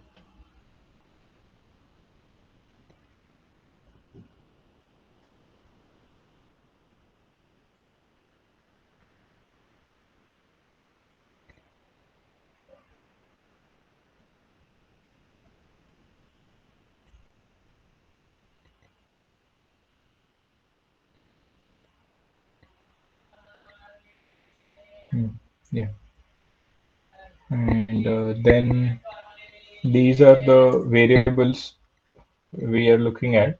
So the example which I cited in the slides, so the same example ka data we are trying to look at. So where the lifetime of a machine was seen and its performance were seen as compared to means where variable x1 was measured in terms of revolutions per minute RPM. Uh,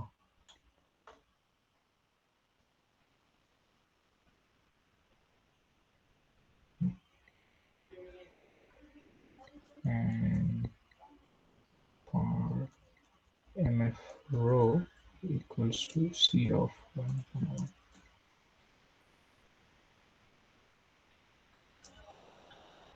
Huh? So now if I look at these two, the scatter plot of these two variables only, I don't feel any kind of relationship in that. Okay. Uh, if I have only y and x1, but the moment I include the information of this x2 wala variable, which is tool type A and tool type B, right? So you can see these red dots are for tool type, means a certain type of tool, and this black dot is for the other type of tool. And now if I try to fit a model, that will give a much more better result as compared to the model which does not include these things. So that both the things we will quickly see. Sorry, it's taking some time. Yeah.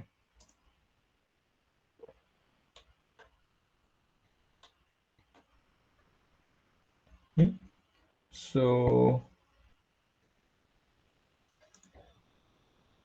yeah, so here you can see that this variable does not turn out to be significant, which was visible also from this graph, right?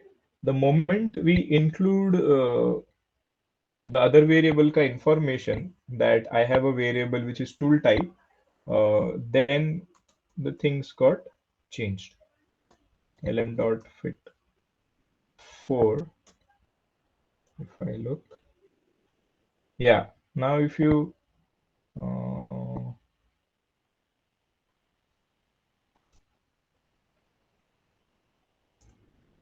now if you see the summary, you can see that all the variables are significant. Intercept, the x1 wala variable is also significant, and this variable is also significant. Now, how do we interpret this? So whenever my tool type is equals to A, so listen to me carefully for this point. Whenever my tool type is A, then it is the intercept plus minus of 0.02 into the value of x1. Okay, that is whenever my tool type is equals to A, right? And whenever my tool type is equals to B, right? Which means my variable is taking value 1. My x2 wala variable is taking value 1. So in that case, my regression line will be 36.98 plus this 11.035. That is the intercept term now, okay? Which can be in a way seen in this graph, right?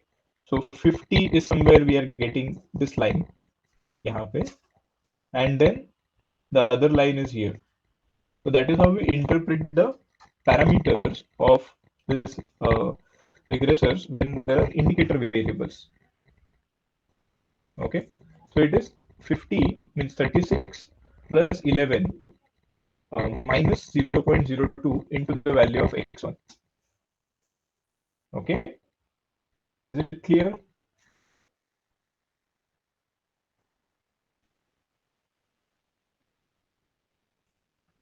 Yeah, this is how we will interpret, and that is what was shown in the slide which we were referring to. Yeah, see here. Whenever my x2 is equals to 1, it is beta naught plus beta 2. Now, what is this beta 2? Is the value which we are getting here, that is 11.035. Okay, and that's how we get a model and then interpret based on this. One important thing is we need to convert this as dot factor. The variable has to be converted as dot factor, and then it can be included in the model. Otherwise, we have to write it as 0, 1. Other way to do is to, if A is 0, B is 1, that we have to manually do. In R, we don't have to manually do. If you just write as dot factor, it will consider a particular variable as one type, means one factor, and other one as other factor. And then whatever is not displayed here is going into the intercept wala term. This term. Okay. Okay. So this is all what I wanted to cover. I guess. Oh, one more thing. Just now in the slide we have seen that this is also there, right? The interaction means whether the slope is changing, right? So that we just have to add the product of x1 and this variable. So if we add those two things, we will get the slope wala term also, and then accordingly check whether that is significant or not. So in our case, in this example, it does not seems to be significant. So if I draw a line from this point to this point to this point, the slope of both the lines will be almost the same. So that's where we are not doing it here. Yeah. Is it fine? Show the code again for just a minute. For the tool type A and B का example.